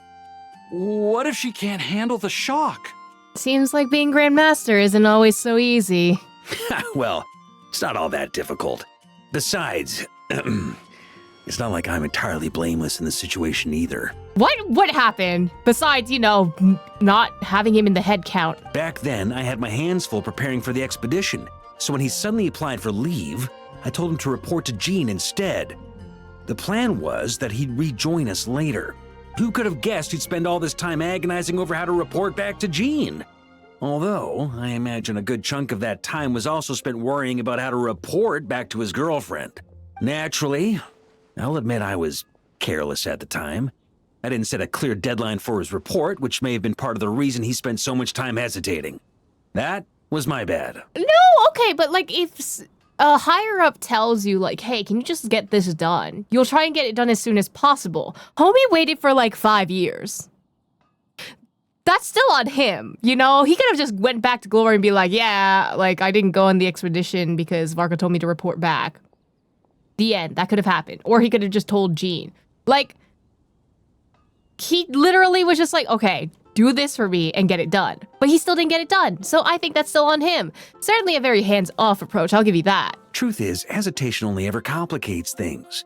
Once a day or two has passed, you start to think, well, what's a day or two more? Then, after 3 or 4 days, you start to wonder if your current situation's really so bad after all. Maybe I should just leave Mondstadt. Then I can pretend I never came back. That's crazy. Yes. Then I can think things over a little longer. Just a day or two more. At the very least, he should be able to make a decision on his own that aligns with the spirit of chivalry, without me needing to lecture him first. Does running away from your problems align with the spirit of chivalry? Running away? Don't be silly, what kind of a knight would ever... Wait, what did you say? Running away. Darn it, Godwin! Stop right there! I don't know what you expected, Varka. Uh-oh. Lecture incoming. Right. Grandmaster? Hey, Godwin. How can you even call yourself a knight? You were loud and proud when you first confessed your love. Where did that guy disappear to? Confessed my love? Grandmaster, how do you... Please, half the Knights of Favonius know about you and Glory. Besides, that's not the point. The point? Honorary Knight, tell this scaredy cat what decision a true knight would make. Honesty is a knight's greatest virtue. Some lies can be well-intentioned. Either decision has its merits. Well, Again, I'm a very situational person. I say both. See? There's honor in either decision. And yet, despite all that, you chose to skedaddle.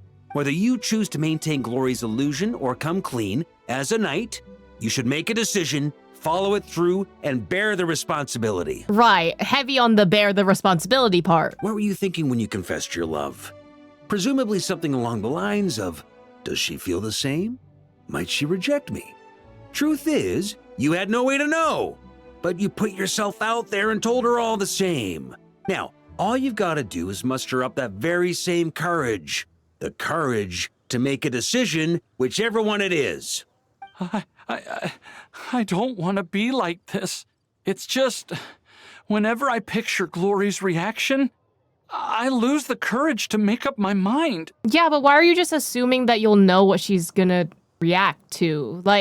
You don't know how she's gonna react, especially because it's a situation that you didn't intentionally kind of get into, in theory, minus the whole waiting for 5 years part. Will she be angry or disappointed? Will she forgive me? If it ends up leaving her as conflicted as I am, maybe it would be kindest not to tell her at all. But if you don't tell her, then your entire relationship is made on lies. So is that any better? But if I don't tell her now, she'll find out someday anyhow, right? All these thoughts in my head, Aren't they just excuses I'm making for myself? Yes, we're learning. Hey, what are you prattling on about now? You won't achieve anything thinking like this. Instead of getting lost in your own thoughts, how about you just lay it all out on the table? Come on, let's head to the Angel Share. It's time to give you a refresher course in chivalry. Can you really train chivalry in a tavern? By getting drunk and then pouring out all your feelings? Yes. Oh, looks like there's a long way to go before this situation gets resolved. Oh no. Oh no. What's happening? Varka and Glory? Don't tell Paimon Godwin's run away again! I wouldn't doubt it. Miss Glory, in accordance with Godwin's personal wishes and the need to keep a small force stationed in Nodcry, I'm afraid he'll be away for some time longer. Oh, he's gonna be a Nodcry, like actually a Nodcry? The reason I've come to see you today is to inform you of the situation and to read this letter on Godwin's behalf. My Lady Glory, at this very moment, I am writing to you over a glass of fine wine. My lady? Did Varka write this because Godwin fucking ran off? Although the Knights of Favonius' expedition has ended, my personal journey continues still. This letter from Godwin. Shut up, I want to see where this is going. Therefore, I have decided to stand fast in Nodcry and to continue fighting for the defense of my beloved Mondstadt. I understand this decision may hurt you, and no apology can undo the pain I cause. But please, believe me when I say, my love runs deep and true. Deep and true. Thank you, Grandmaster Varka, for bringing me this letter. Godwin's resolve. I can feel it clearly. Though being apart may be painful, if this is his decision, I'll wait as long as it takes. Ugh! May the thousand winds protect you, Godwin. Haha, don't worry. The situation there is safe now. I'm sure that Godwin will be back before you know it. Who wrote this, Flins? Like... Well then, Miss Glory, I have other matters to attend to. Farewell, for now. Oh my god. This is going to be so embarrassing. Varka, what did you do? Varka ushers you away. You better tell me what's going on.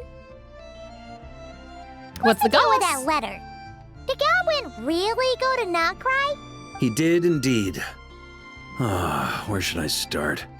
After my little refresher course, I gave him 1 day to make his final decision. Grandmaster, I think I've made up my mind. I can't keep lying to her. Is that so? Good. I may have said that the Knights of Favonius do not interfere with personal matters, so long as the decisions you make do not impugn the honor of the Knights. But I must say, deep down, I was hoping this would be the path you chose. You don't look so good, though. Rough night, huh? You can say that again. Even though I made my decision, I wasn't sure of the best way to tell her. In the end, I stayed up all night working on this letter. This is like the equivalent of like breaking up with your ex via text. Like, this is not the best way to say this. Sure didn't skimp on the prep, huh? Come on, let me take a look. I'm sorry, Glory. I must confess my sins. Well, I guess that's passable. A hypocrite like myself deserves no forgiveness, much less the honor to remain by your side. Saw this. I don't deserve your forgiveness. Perhaps you deserve someone better. What the heck is this nonsense? Is this your attempt at taking responsibility? Grandmaster, please let me explain. I've carefully thought this through. By breaking over via letter? If I tell her more lies, even if she never finds out the truth, I would only grow to despise myself more. Could someone like that truly make her happy? But if I confess everything, I'm sure she'll forgive me and accept me, as despicable as I've been. Because she's so gentle, so understanding. But I can't bring myself to accept her kindness in such a shameful way. I wouldn't be able to forgive myself. Okay, but this is like all about you right now. What happened to like actually caring about Glory's feelings, letting her choose her own path? Like, if she accepts your like reasoning and like understands and decides to forgive you for lying to her all this time, then that's her choice. Why are you basically removing her agency from being able to choose her decision? You know, if you think that you know her decision, you know? I've thought it all through. What decision to make, what the consequences will be, and I think I could bear it all. But even then, no matter what I choose, I'd never be able to forgive myself.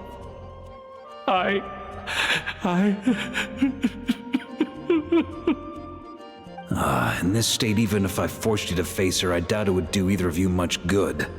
After all these years of patrolling and fighting on the outskirts of Mondstadt, you've covered no less ground than the expedition itself. Come on, how has your resolve gotten so weak? Perhaps I was beyond saving from the moment I told that first lie to avoid the shame. Yeah, that's right. Well, if you can't forgive yourself for your lies, then why not turn them into truths? Embark on your own expedition. My own expedition? Go to Nodcry and temper your resolve. They're short-handed there at the moment anyway. So consider this your punishment for not returning to duty on time. Nodcry? The expedition's final destination? Go and learn from the expedition forces there what it truly means to be an upstanding knight. Naturally, before your character building begins, you'll need to resolve your affairs in Mondstadt first. Go fetch a pen and paper and write a new letter. This time, I'll dictate and you transcribe. Oh, you're the one who wrote read any more said of this everything. spineless Okay. drivel. All right. My Lady Glory. Oh At my this very god, moment, of course. I'm writing to you over a glass of fine wine. Grandmaster? We don't usually address each other like this. And if I'm going to write about wine, how about the scent of wine on the wind reminds me of you, no matter how far apart. I think that was used in a different letter actually recently. There's no need for you to add anything. Just write exactly what I say. Now, although the Knights of Favonius' expedition has ended, my personal journey continues still. Varka, you are awful at flowery language. All right. I've written so many letters. Maybe it's time I took notes from someone else. Like, I think Godwin writes too flowery. Like, I don't remember the term. I think it's purple prose-s type of way. But Varka's is literally just like a business email. Like, we need a middle ground. We need something in between this. To continue fighting for the defense of my beloved Mondstadt. Oh my god. I really outdid myself with that ending. Yes, indeed. But I still want to apologize to Glory, at least in some way. All right, let me think. You could add a postscript. I understand this decision may hurt you and no apology can undo the pain I caused, but please believe me when I say my love for you runs deep and true.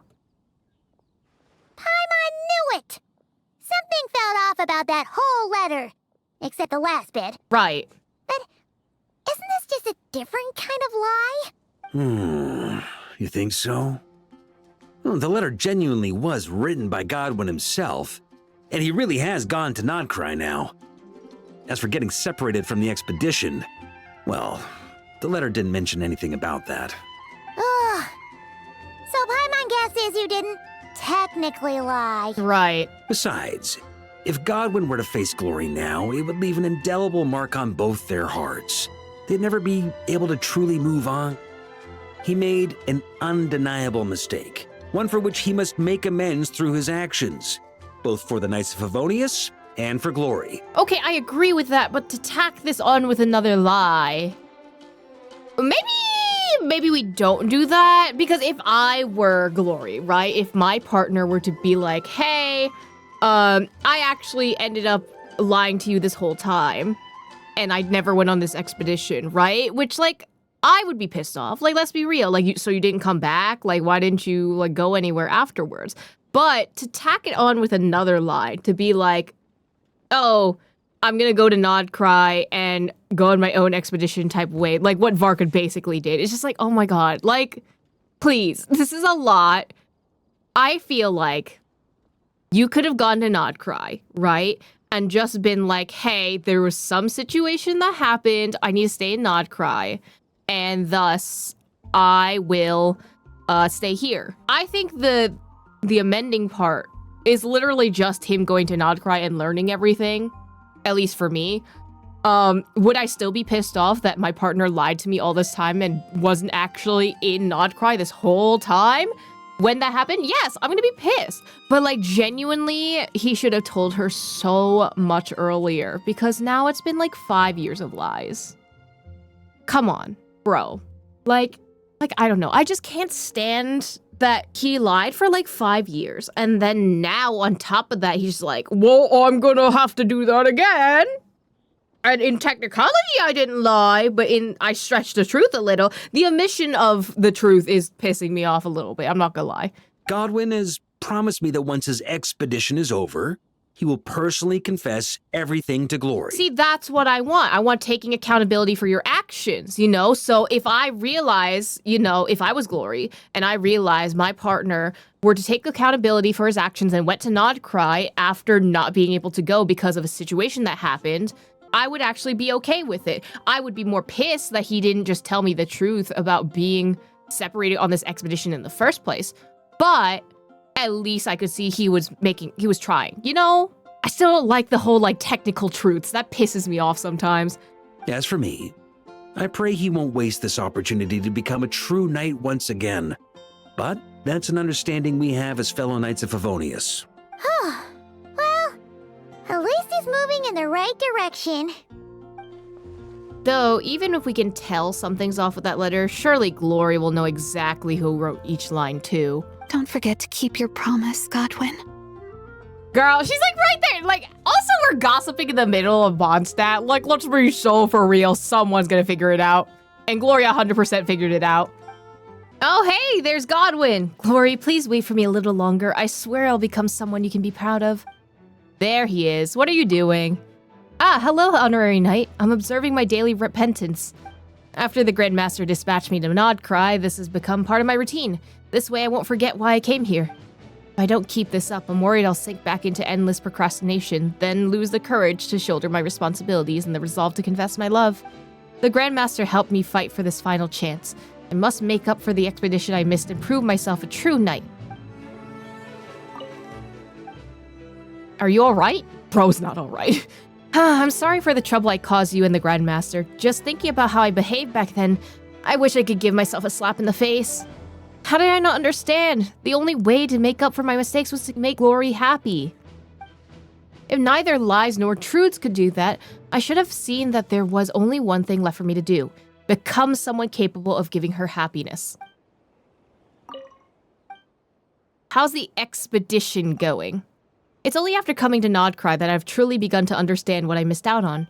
It's not like I've been idle these past few years, but compared to those brave knights in the expedition party who faced countless challenges in the ice and snow, I really am too weak. Whether it's combat skills or knightly chivalry, I can't keep lagging behind the rest. Godwin, sometimes girly pops just want the truth. Okay, maybe we should learn this. Thank you. Glory, please wait for me a little longer. I swear I'll become someone you can be proud of. First, keep smiling. And when clients arrive, remember to greet them. Kachina, what are you doing here? Then, introduce designs and colors to them based on their needs. Well, that's everything memorized. We should be fine now, right? Come on, Kachina. Moalani's put her trust in you, so you can't mess this up.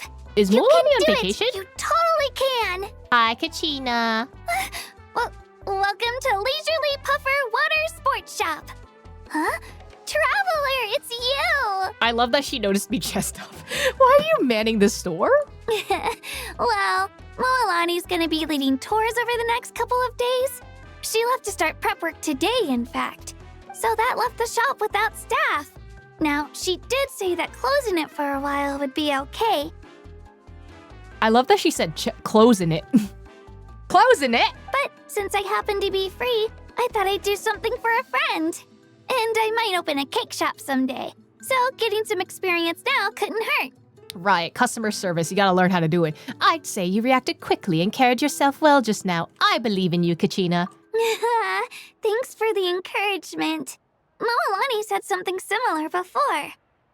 I know I can do this. Now leave you to it. Let's meet again once you get off work. Sure. See you later. An itch? Why are you lurking in the corner?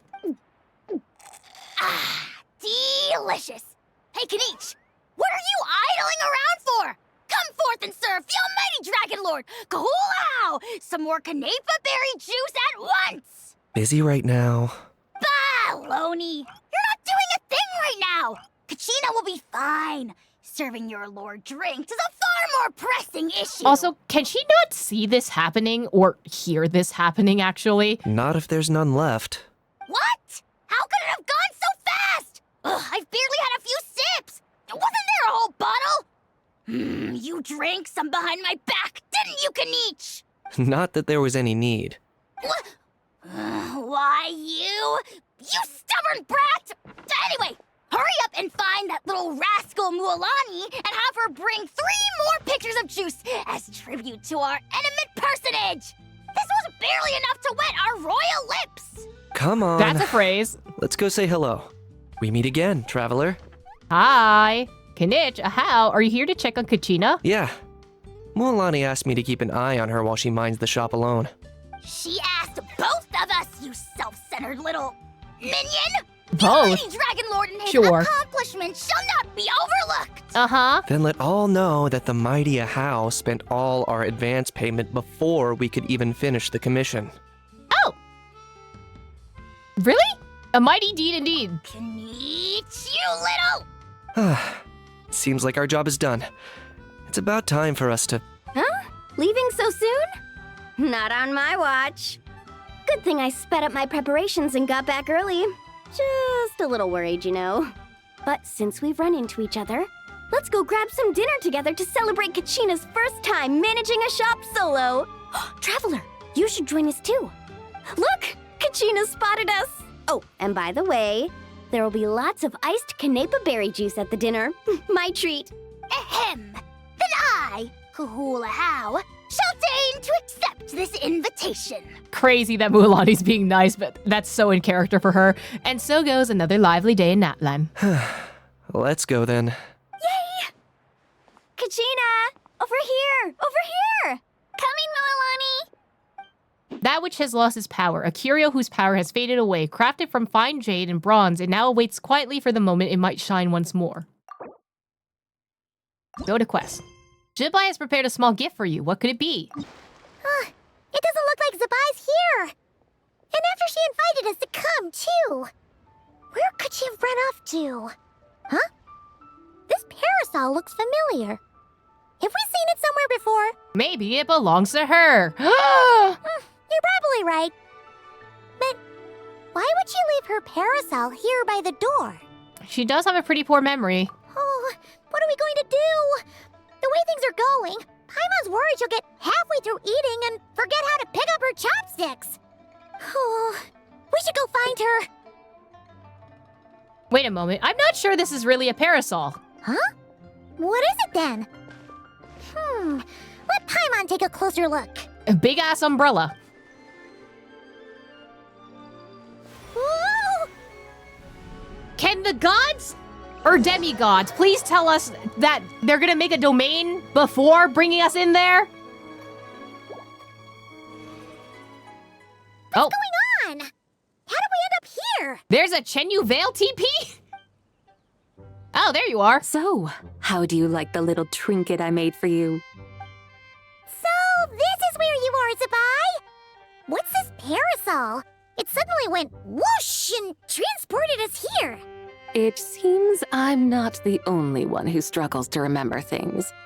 Have you already forgotten riding on it with me before? Listen, it took like 3 years to do it, okay? That quest, finishing the chariot thing was so long. Does that jog your memory? Oh, it's a lunar chariot. No wonder it looks so familiar.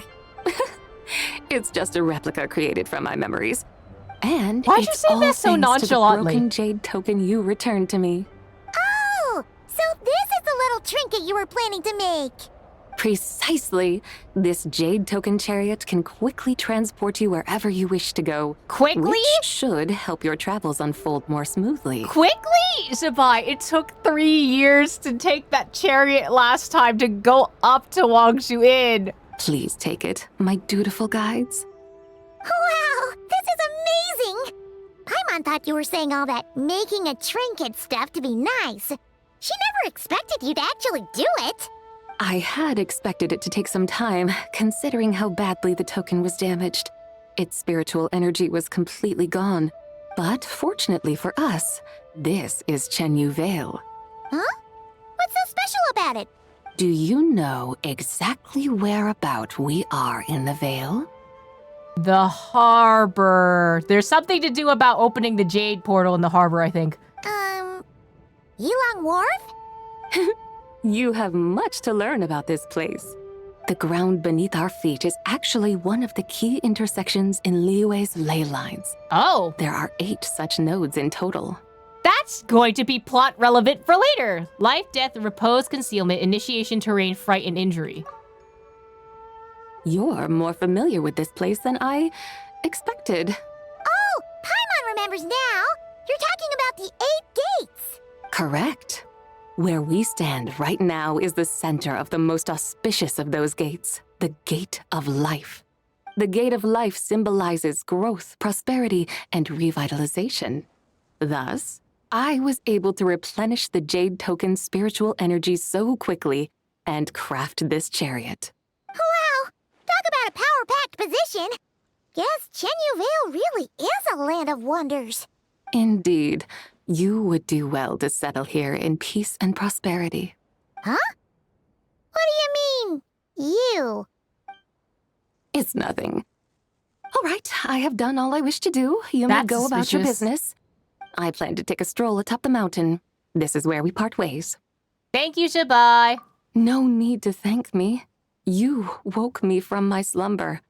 It is I who am in your debt. It was all for Zhongli's doing, really. And I have told him much the same as I've said to you. He mentioned that you're on a long journey.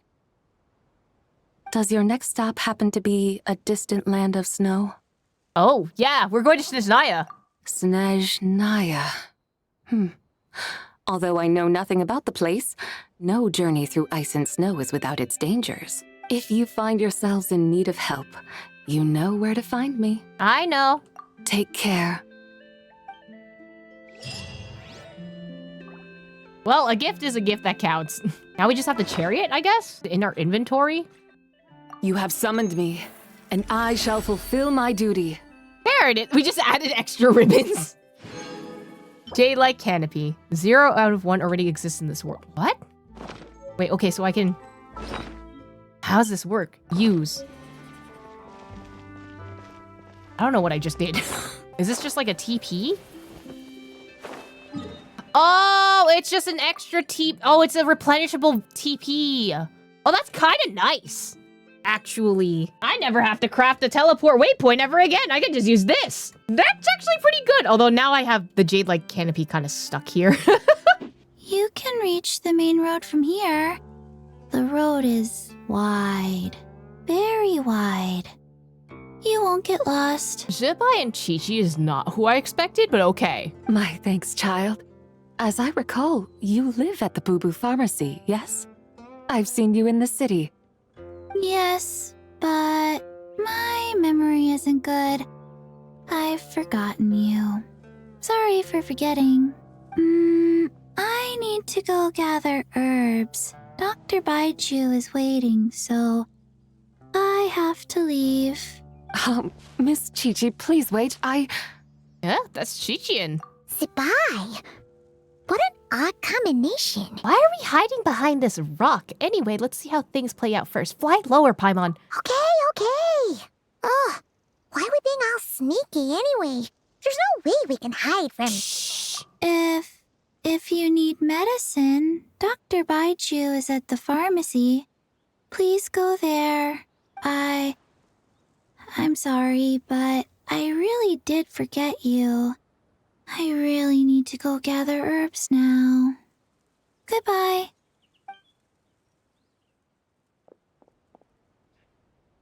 How did this come to pass? Traveler, Paimon, do come out. You must have questions for me too. I'm not surprised that she knew that we were here, but... Told you there was no way we could hide anything from Zibai. That said, why were you with Chi-Chi? You didn't actually get lost, did you? No, I did not. I was looking for the right moment to meet with young Chi-Chi in private. Why? Never could I have imagined that such an Adeptus might exist. One with an adeptal body but no spirit to match. That absence must be the cause of her forgetful nature. I mean, well, the whole reason why she still exists is because the Adeptus felt bad and kind of resurrected her, but you figured out the whys and wherefores of this mystery? Can you help treat Chi-Chi? I fear someone has already tried once before in secret. That would be Baiju. I am well acquainted with the arts involved in the sigil on her head. It is a spell that bestills the soul. Without it, Miss Chi-Chi's spirit would have been drained away long ago, turning her into an unfeeling, unconscious puppet. Wait, you're familiar with that sigil? Then it must be. Spell work of the 3 deadly selves. Wait a sec. You mean the sigil on her head involves similar techniques to the one you used? That means Chi-Chi is like you. Indeed. She has also had her 3 deadly selves severed. Having traveled with and observed her carefully, I perceive only 1 deadly self remaining in her present body. Wow, that's surprising amount of Chi-Chi lore in this. Although I cannot determine which one it is exactly, this self is also incomplete. It was shattered by an external force before being reassembled by someone through some intricate spellcraft. So it was one person and not a bunch of Adepti then? Though it might not necessarily be a person. Perhaps some Adeptus used their powers to pull Chi-Chi's soul together before, using sigils to stabilize and nurture it. That's what it is. What happened to Chi-Chi back then? Only she would know. It is no habit of mine to pry into others' personal affairs. However, is there something wrong with Chi-Chi? Some sort of problem? I sense intense fetor within Miss Chi-Chi's body. What? Could it be from that time during Lantern Rite? Did that happen when we entered the border between life and death? I feel like it's the second one. Oh, Paimon remembers. Back then, Chi-Chi inhaled so much fetor that she almost fell asleep. I see. Since she was already bereft of spirit, the fetor entered her body like an invader into territory unguarded. Had the sigil not aided in stabilizing her soul, her spirit might have fled right then and there. But though it held the fetter back, the sigil's adeptal power was also greatly depleted. Said sigil was already like water cut off from its source, once imbued by its creator with profound adeptal power. Barely a tenth of it remains today. And with the fetter entering her body as you mentioned, I'm afraid the sigil's power shall soon be depleted. Oh! I suppose that explains the sudden arrival of 2 Adepti at Boo Boo Pharmacy. Oh? They must have sensed something as well. Who? Which ones? You mean Xianyun and Madame Ping? No, I would have known if it were them. The 2 I speak of were a bird and a deer who took the forms of human men before entering the city. Huh, Mountain Shaper and Mooncarver? Ah, so that is what they are called. Thank you, Traveler. Since we are all here to aid Miss Chi-Chi, perhaps I should go and meet them. Yes, no time like the present, as they say. I shall set off shortly to pay them a visit at their abodes. And be sure to hit me up if you need any additional help. Paimon too! Worry not, Miss Chi-Chi will be more than all right. That's crazy that this is happening in the background and we don't get to see it? Still, to see such a sophisticated version of the 3 deadly selves technique in action, who might it have been? I mean, the lore said multiple, right? So there were multiple people that were there. That's crazy that that's happening in the background and there's nothing else that we can do until maybe later. I don't know. New anecdote later? Possibly?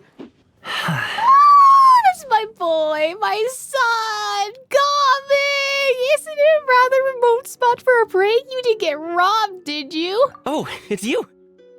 Oh my god, I love him. It really is as they say. Watch who you mention in Idle Talk. Never know who might show up. I was just thinking that if you were here, at least there'd be someone here to eat with me. Stop, he's so sweet. I love him. Thanks for the concern, but me? Get robbed on a delivery? I just finished one safe and sound. Come on, we've known each other forever. Don't tell me you're doubting my skills now. I'm not, so you're... Relax. Smell that aroma? It smells amazing. Are you whipping up something delicious? You know it. You're in for a treat. It'll be ready in just a minute. Yes? What are you cooking? The boss from my last delivery runs a farm up in the mountains. There was a happy accident today. He miscounted the supplies. So, he sent me home with the extras.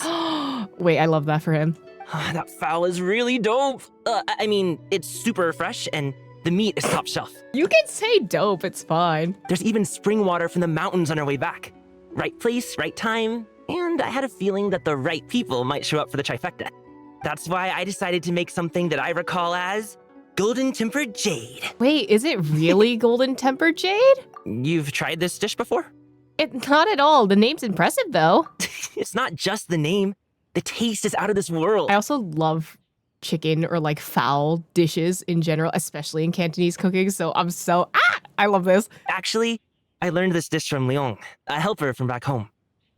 He and my mother were from the same town, and he said my mother used to love this dish. Wait, stop. Wait, are we actually talking about your mom? That said, I didn't follow his recipe exactly. Damn. Tweaked it to suit my own taste, you see? Just a smidgen of, like, mention, damn. Brought the water to a boil, added a pinch of salt, then let the fresh fowl soak in it for a bit. Not for too long, though. Then I mentally recited full moon egg, crystal shrimp, and honey chasyu, fine tea, full moon, and a bountiful year too.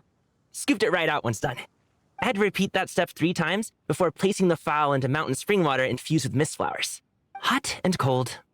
Ooh, reminds you of a blacksmith tempering metal, huh? It's quite complicated. Yeah, I think it's a bit of a hassle too, so sometimes I get lazy and skip a few steps. But okay, if you're putting it in like ice water or like a mint water, it will help the skin kind of be bouncy, especially for like chicken. So it's a braising technique. But this is a special occasion. Such dope fowl can't go to waste. You'll see in a moment. Anyway, we're currently at the final trickiest step. That's when we drop the heat as low as we can go and let the fowl poach slowly. All that's left after that is to have some patience. How long until it's ready? Now that we've said all this, the timing should be just right. Not too early, not too late. Now, don't blink. I looked away though, so I don't know if that counts. Golden tempered jade, ready to flake. See, when the surface shines like glazed glass, it means you got the heat just right. It looks amazing, and it tastes even better. Come on, try some. See if you like it. If you do, I'll make it for you again next time. Always visit me, Gomig, please! I don't really bother when I'm cooking for myself, but don't worry. I always follow the steps to the letter when I'm cooking for friends. Right, always. Like, the plating for the chef is always, like, super, like, fucked up. But if it's for someone else, it's gonna be the nicest thing you'll ever see. Ah, my son! Oh, it looks like... Wait, stop. Is it Hoilamgai? Oh my god, it's literally... I'm assuming this is white cut chicken. Because it seems like a Cantonese dish, but like... that's literally one of my favorites. I'll literally cry right now. Coming! Full moon egg, crystal shrimp, and honey chasyu. Fine tea, full moon, and a bountiful year too. Stop! Oh my god, I love him so much. Anytime he gets to be in anything, it makes me so happy. I'll literally cry. My Kanto heart is so full right now. Oh, that's weird. Looks like Wami Restaurant hasn't fired up their kitchen yet. Why does it smell so much like boiled fish around here? Hungry again, Paimon? Let's go order one right now, shall we? Oh, Paimon's fine. Seriously though, this smells pretty weird. But Paimon can't quite see what's off about it. Huh? That person looks familiar. I think I know where that smell's coming from. Wow. Got me surprised. Perfume that smells like boiled fish? Xiangling, come give it a sniff. That's totally the scent, right? Why would you want to make a perfume that smells like boiled fish is a new question. Wow, it really is. Even the chili aroma is spot on. How did you even do that? Some unconventional spice combinations, specialized techniques for refining them, and most importantly, the assistance of a professional chef. Well, tons of people come to eat our boiled fish every day, so I'd recognize that smell anywhere. No way I'd mistake it for anything, even if a perfume bottle's the last place I'd expect to smell it. So it is you, Emilie. Traveler? Perfect timing. Come, smell my wrist. Emilie here just made us a perfume that smells like boiled fish. Isn't that just so cool? This... Ooh, Paimon's getting kind of hungry just from sniffing this. I really would not want a boiled fish smell. Like, there are so many other aromatic smells that you can use for, like, cooking into perfume. Boiled fish should not be one of them. See? Always trust Director Who. This perfume really sparks your appetite, doesn't it? I've got an idea, Xiangling. Spray perfume of this type on your menus. One variety for each dish. Okay, that's actually a really smart application for this. That way, even if customers haven't tried a dish before, they could just smell the menu and know roughly what it'll taste like. You're right! This way we can stop guests from wasting food and Mora ordering something they'd end up not wanting to eat.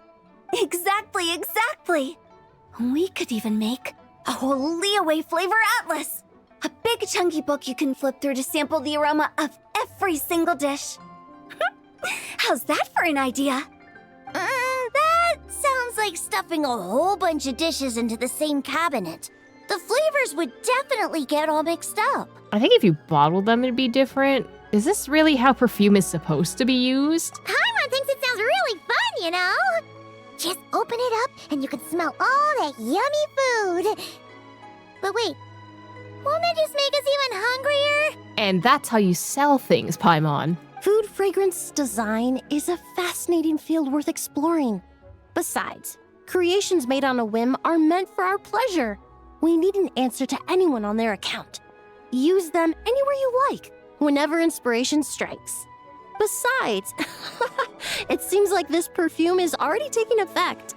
That wasn't Paimon's tummy growling. It was his. Sure, Xiangling, let me borrow your perfume. I'll spray it on Paimon's head when she's asleep. Yep, you! If you're gonna spray something on Paimon's head, at least make it something nice like almond tofu. Paimon won't be able to sleep if it's too spicy. Sure. Huh? Why does Paimon smell boiled fish again? Oh, seems pretty hot too. Unlike the perfume from earlier. Paimon, Traveler, Miss Emilie! Food's ready! That was so fast. My goodness, never mind all that. All this brain work has left my tummy growling too. Oh, right. Xiangling, could you make me another serving of almond tofu? Zhongli's queuing for some pastries on my behalf, so I'd like to bring some food back for him too. Why is Peepaw queuing up for food? Like, is there a trendy store in town? Also, lend me the perfume. Let's see what our dear consultant thinks when he tastes some almond tofu spritzed with boiled fish scented perfume.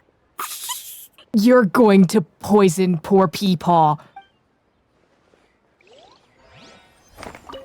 The almond tofu is ready, but Hu Tao, are you sure you're gonna...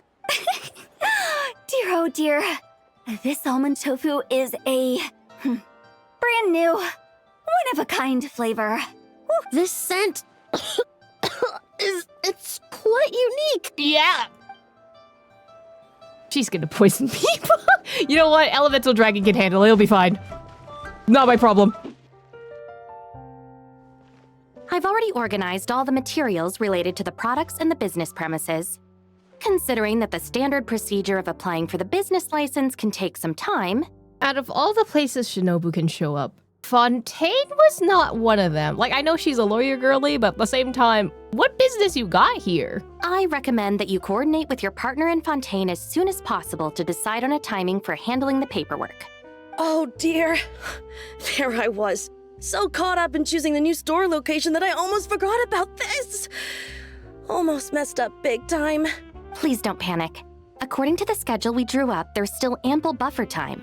Miss Kuki Shinobu, you truly are a professional consultant. Oh, consultancy. If it weren't for your help, I don't know how many pitfalls I might have fallen into on my first overseas business venture. Wait, is Yamada the same person that was with Ningguang and she was just like, yeah, I wanted to interview you about stuff? I don't know, she might be the same character model, but entirely different name. It was so long ago. Oh, you're too kind. I'm simply doing my duty. I've accepted your commission. It is my responsibility to oversee every detail. As for the next phase of our marketing strategy, I have a fairly clear picture of our target audience, but I'll still need some time to scope out the competition. Of course! I really appreciate it. I'll check in with my partner first. We will reconvene once a suitable time has been arranged. All right, feel free to contact me anytime. Hello? Traveler. What a coincidence running into you here. How have you been lately? Girl, I don't know why you're here, but you know what? You do your thing. Hi, Shinobu. I've been good. Are you in Fontaine on business? Yes, a business owner wants to promote Inazuman's specialties in Fontaine, so she engaged me as a consultant. I'm also helping to draft the business plan, which brings me here on this business trip to assist with local procedures. It's a good chance to conduct market research, too. I see Ushi, which means Ito probably is nearby. That's our Shinobu for you. The Arataki gang's business is booming. Speaking of which, this business owner is quite generous. After learning about the gang's situation, she volunteered to cover travel expenses for the other members, too. Wait, really? That's really nice. So Ito and the others are here as well? That's right. We came here together. Let me check the time. They should be underwater by now. Underwater? Yes, underwater. Meaning the Fortress of Meripede. What did they do? Oh no, we're going into a flashback. Whoa! Woo-hoo! Man, the water feels great. Pretty quick for such a teensy little ship, huh? But did you really think Arataki, the man Ito, was gonna lose to some boat? Are you trying to outswim the boat? Akira, Mamoru, get in the water quick! Last one to catch that boat's a rotten egg. Not gonna be me, though. Hey! Do you even know how to swim, Genta? Because splashing water in my mouth is not how you do it! Boss, wait! I still haven't learned... Oh my god. Genta. Oh my god. You didn't know how to swim and you were just like, yeah, let's do it. Oh my god. Oh, elephant, Please I'm refrain sorry. from swimming in the Aqua Rail waterway, passengers. It is very dangerous. I repeat, foreign tourists must also comply with local laws. Right. Passengers are not to swim in the Aqua Rail waterway. This is a violation of the Aqua Rail Traffic Safety Act. Does anyone happen to know that very tall gentleman over there? Could you please help convince him to board the boat? Otherwise... I apologize, Miss Melazine, for causing you trouble. I'll fish them out right away. Mont, good thing you're here. Understood. Hey you, big guy. Your behavior constitutes a serious threat to public transportation safety. I'm going to need you to come with me. Huh? What, you got any proof? You're Who's been literally threatened? dripping wet. Everyone looks perfectly fine to me.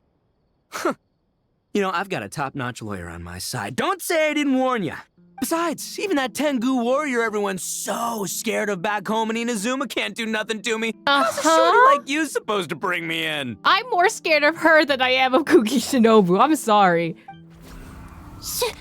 Shorty? That's really mean. Monsieur Neuvillette said I'm perfectly capable of doing any job I set my mind to. Ooh, I'm going to arrest you right now. Oh, you're gonna piss off Neuvillette, bro. Can it, boss? Officer Melusine, I will cooperate and provide eyewitness testimony.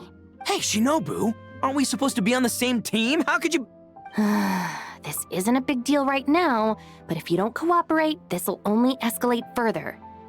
Wouldn't want to make a fool of yourself while we're overseas now, would you? First, you That's switch usually sides, what happens. Then you go and hit him a home run right out of the gate. All done, Officer Melusine.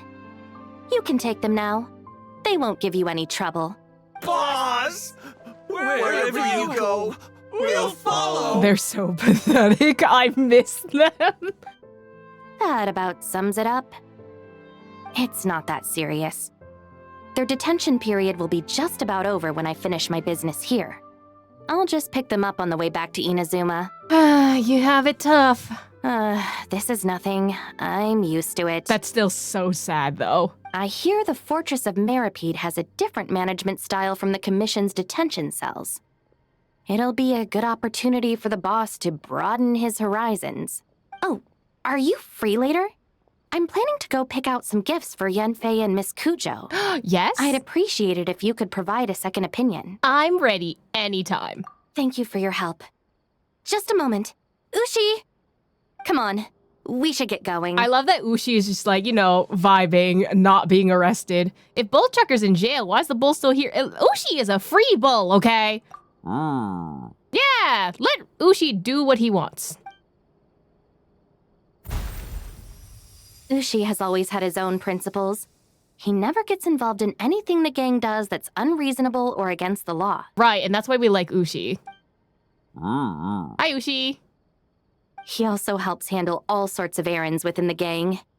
For example, Ushi was basically in charge of packing for this business trip. Oh my god! Look at you, doing your part. I once advised him that he didn't need to force himself to stay by the boss's side. With his talents, he could accomplish much greater things. But Ushi seems to have his own plans, and, well, I trust his judgment.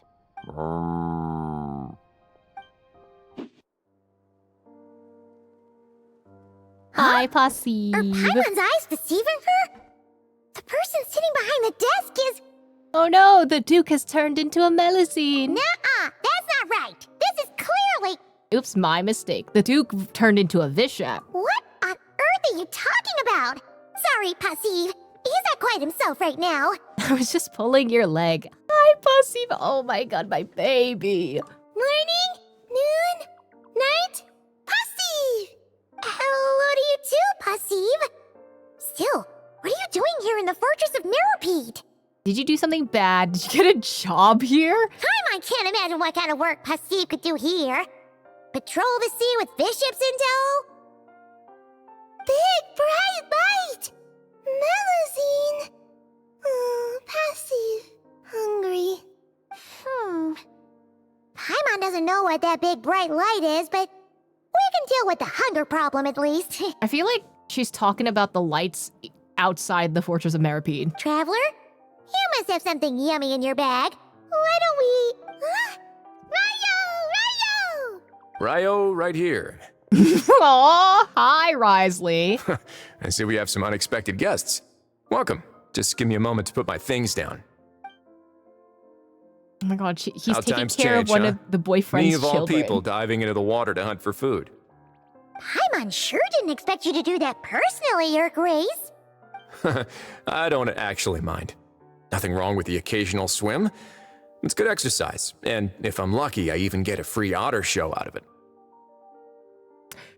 Artist, you know what to do. Anyway. Right! Almost forgot how idle you can be sometimes. How did Passive end up here? Ah, so that's her name. Passive. I like it. It sounds leisurely. Just hearing it said out loud makes me feel relaxed. Does it? Oh, but to answer your question, basically, Miss Passive lingered a little too long under the searchlight and got herself captured by some overzealous guards. I suspect she was too busy admiring the nearby Tidalga to notice the trap closing in around her. You should be more careful in the future, Passive. Don't forget, some fish out there use lights on their heads as bait to snare their prey. If you're hunting Tidalga, there's a good chance an anglerfish is hunting you. Passive? Can't understand what I'm saying, huh? Well, not to worry. Someone that can translate will be here shortly.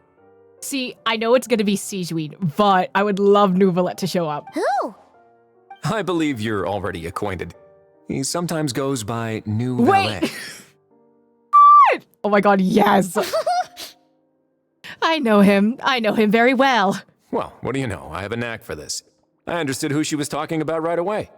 Not that it was hard to guess.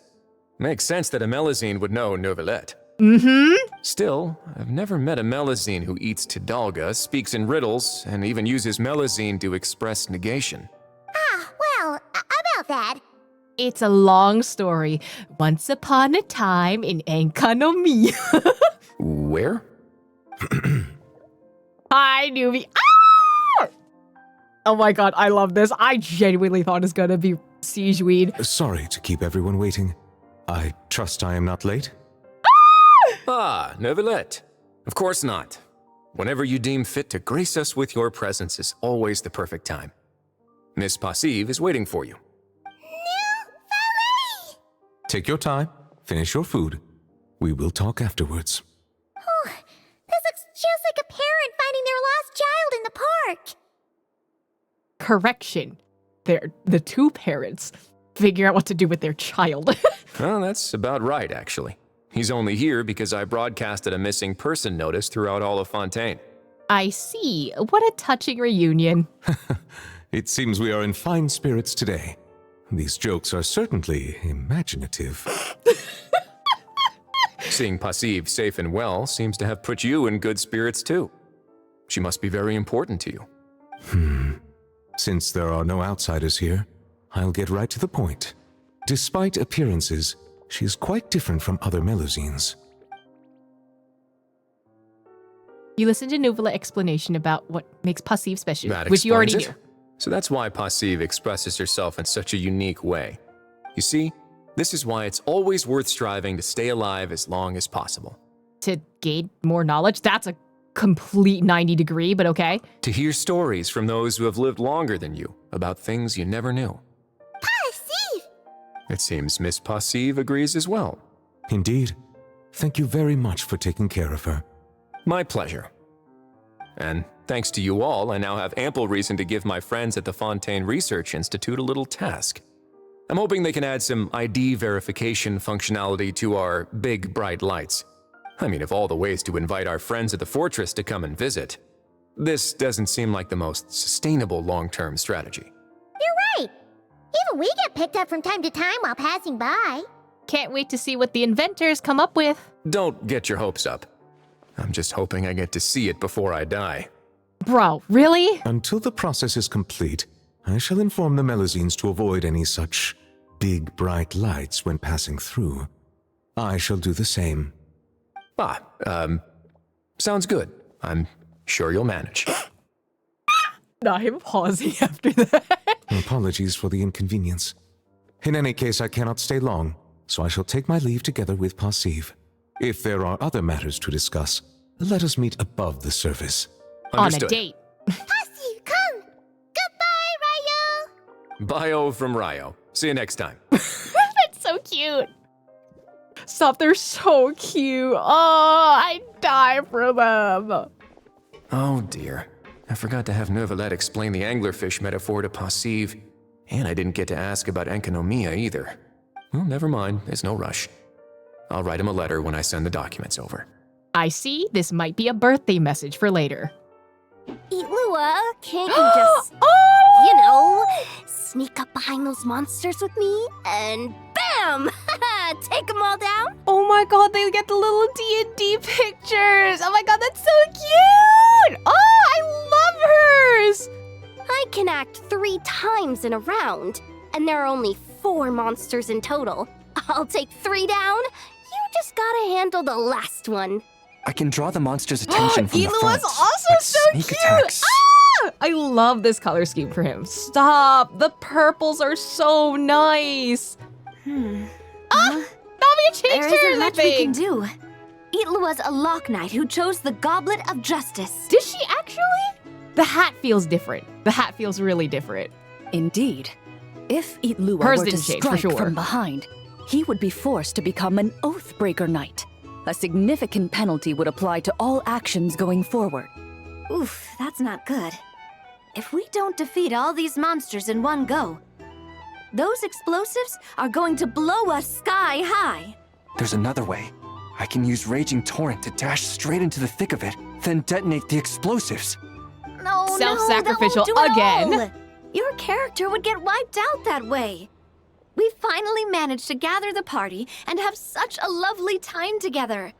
It would be such a shame if you were the only one who got wiped out. I love that Navi is the one just like, no, but everyone needs to play. Everyone has to be there. I love her for that. But if we don't do this, the character that you've been playing for so long might get wiped out too, Miss Navia. Wouldn't that be worse? I only just started playing. Please don't. Huh. Wait, I've got another trick up my sleeve. A bribe? Navia, put that crumb cake away. Uh-oh, that move was blocked too. Navia and Clorinde. These pieces on the table, and the stuff you were saying just now, you're playing. A savior has arrived, right on time. Quick, come join us. Clorinde, this doesn't count as violating the rules, right? If he's willing to join us. Oh, by the way, we're currently playing on easy mode to accommodate the newcomers. Traveler, would you like to continue the adventure with us? You definitely would, right? Sorry, what happened? Continue the adventure? Are we continuing from that last? Oh, come on. Any more questions and those explosives are gonna send us flying. I will join. Good. Since you haven't played a script for a while now, you may have one chance to reselect your skills. Yay! The skills you can modify are cooking and medicine. What do you think? Would you like to make any changes? I think during her story quest, I picked cooking. I think I'll change it to medicine just for now. Even though I really still like the cooking one, and I would keep the cooking one, but I want to see what the Aether medicine one looks like. Very well. In that case, you wish to learn the medicine skill, yes? Yes. Very well then. Let the game continue. Just when everyone was at their wits' end, a familiar voice rang out from behind them. Long time no see, everyone. Looks like you need my help. The Aether one looks so cute! Oh my god! By the way, what are you doing here? Could it be that you heard our summons? Just call me Shao, because wherever you are, I will come when you call my name. That kind of makes him sound like a summoned spirit.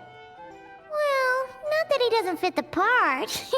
Paimon, why can I hear your voice right now? Your thoughts? Indeed. You have called, and I must answer. Guess that means I was randomly dragged into this game. As expected of the veteran player Miss Navia mentioned before, they got into character instantly. I don't know about veteran. I'm just a theater kid. Though the Marachose hunters had much they wished to share with one another, at this moment, the joy of reunion must yield to the crisis at hand. Now then, the combat round continues. You have the first turn. Also, since we have a new member joining us, I'll be adding some dark cards to boost the enemy's various abilities. Oh, damn it. The Traveler isn't a sudden addition. He's been traveling with us all along. Right. You tell him, Navia. We've just parted for a short while, that's all. Totally normal. I've already counted the dark cards. You should start discussing your tactics. You're so strict, Clorinde. Anyway, let's stick to the original strategy. Now that we have the Traveler with us, we have enough people. Illuga and I will hold the line out front against the monster's assault. Yehoda, Traveler, you circle around the back and take them all down in one swoop. All right, leave it to me. We Masters of Chi get huge damage boosts when attacking from behind. Okay, now that I'm noticing like the cat ear hood on Yehoda, I wonder if low-key they were just like, Cypher? Hog-Eye Cypher? Especially because she's very much just like, oh, I attack from behind, I do sneak attacks, and she's like very much like that, so, But why are you a doctor? How's a doctor gonna perform a sneak attack? Yehoda, I was a chef before. Would you rather have that one? I can attack with medicinal products. I can knock them out with my very heavy medicine box. Hell yeah!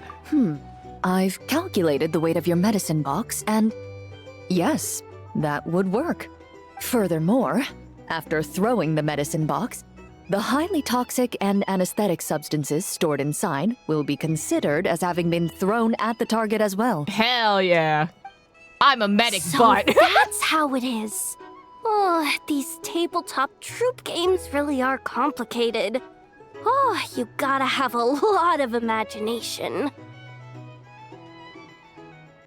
Coming up with a strategy already, huh? Nice work, Traveler. But let me say one more thing. Illuga, don't go charging in alone this time. I understand. A Lock Knight's duty is to protect their companions and be their shield. Sorry, I always can't help myself. Oh, don't worry about it. I can act 3 times in a round, so I'll definitely keep up with you. Just play however you want. All right, Illuga. We'll be counting on you.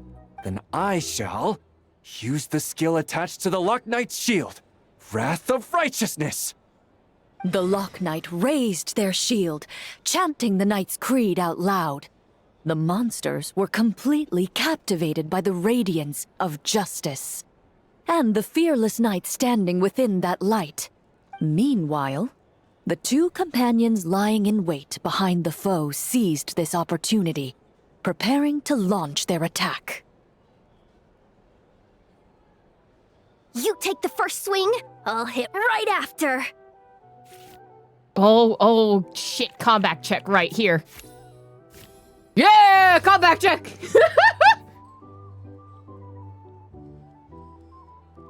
Throw the entire medicine box. The Marachose hunter hurled the entire medicine box at the enemy.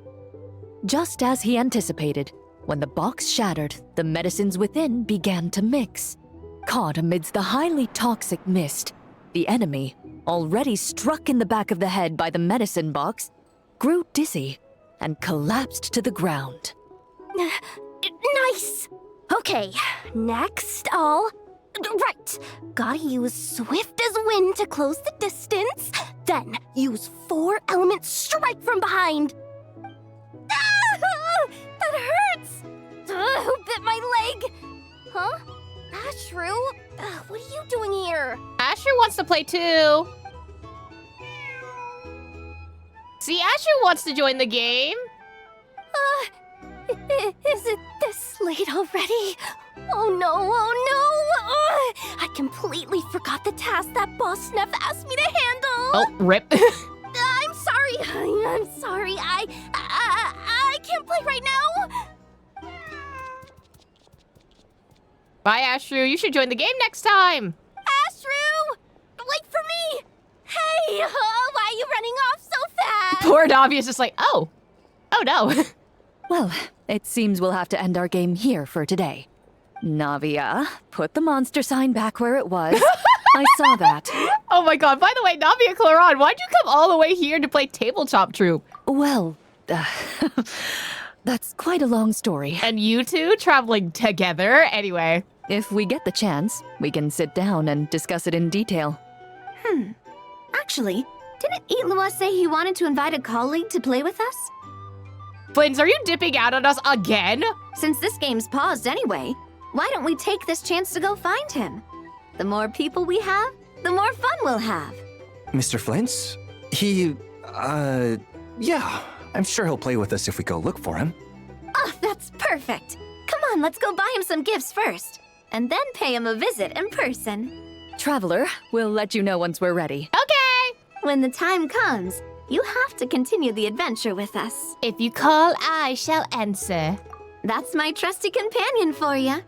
Now, let's go pay Mr. Flins a visit. What kind of gift should we get him? Not food, I suppose.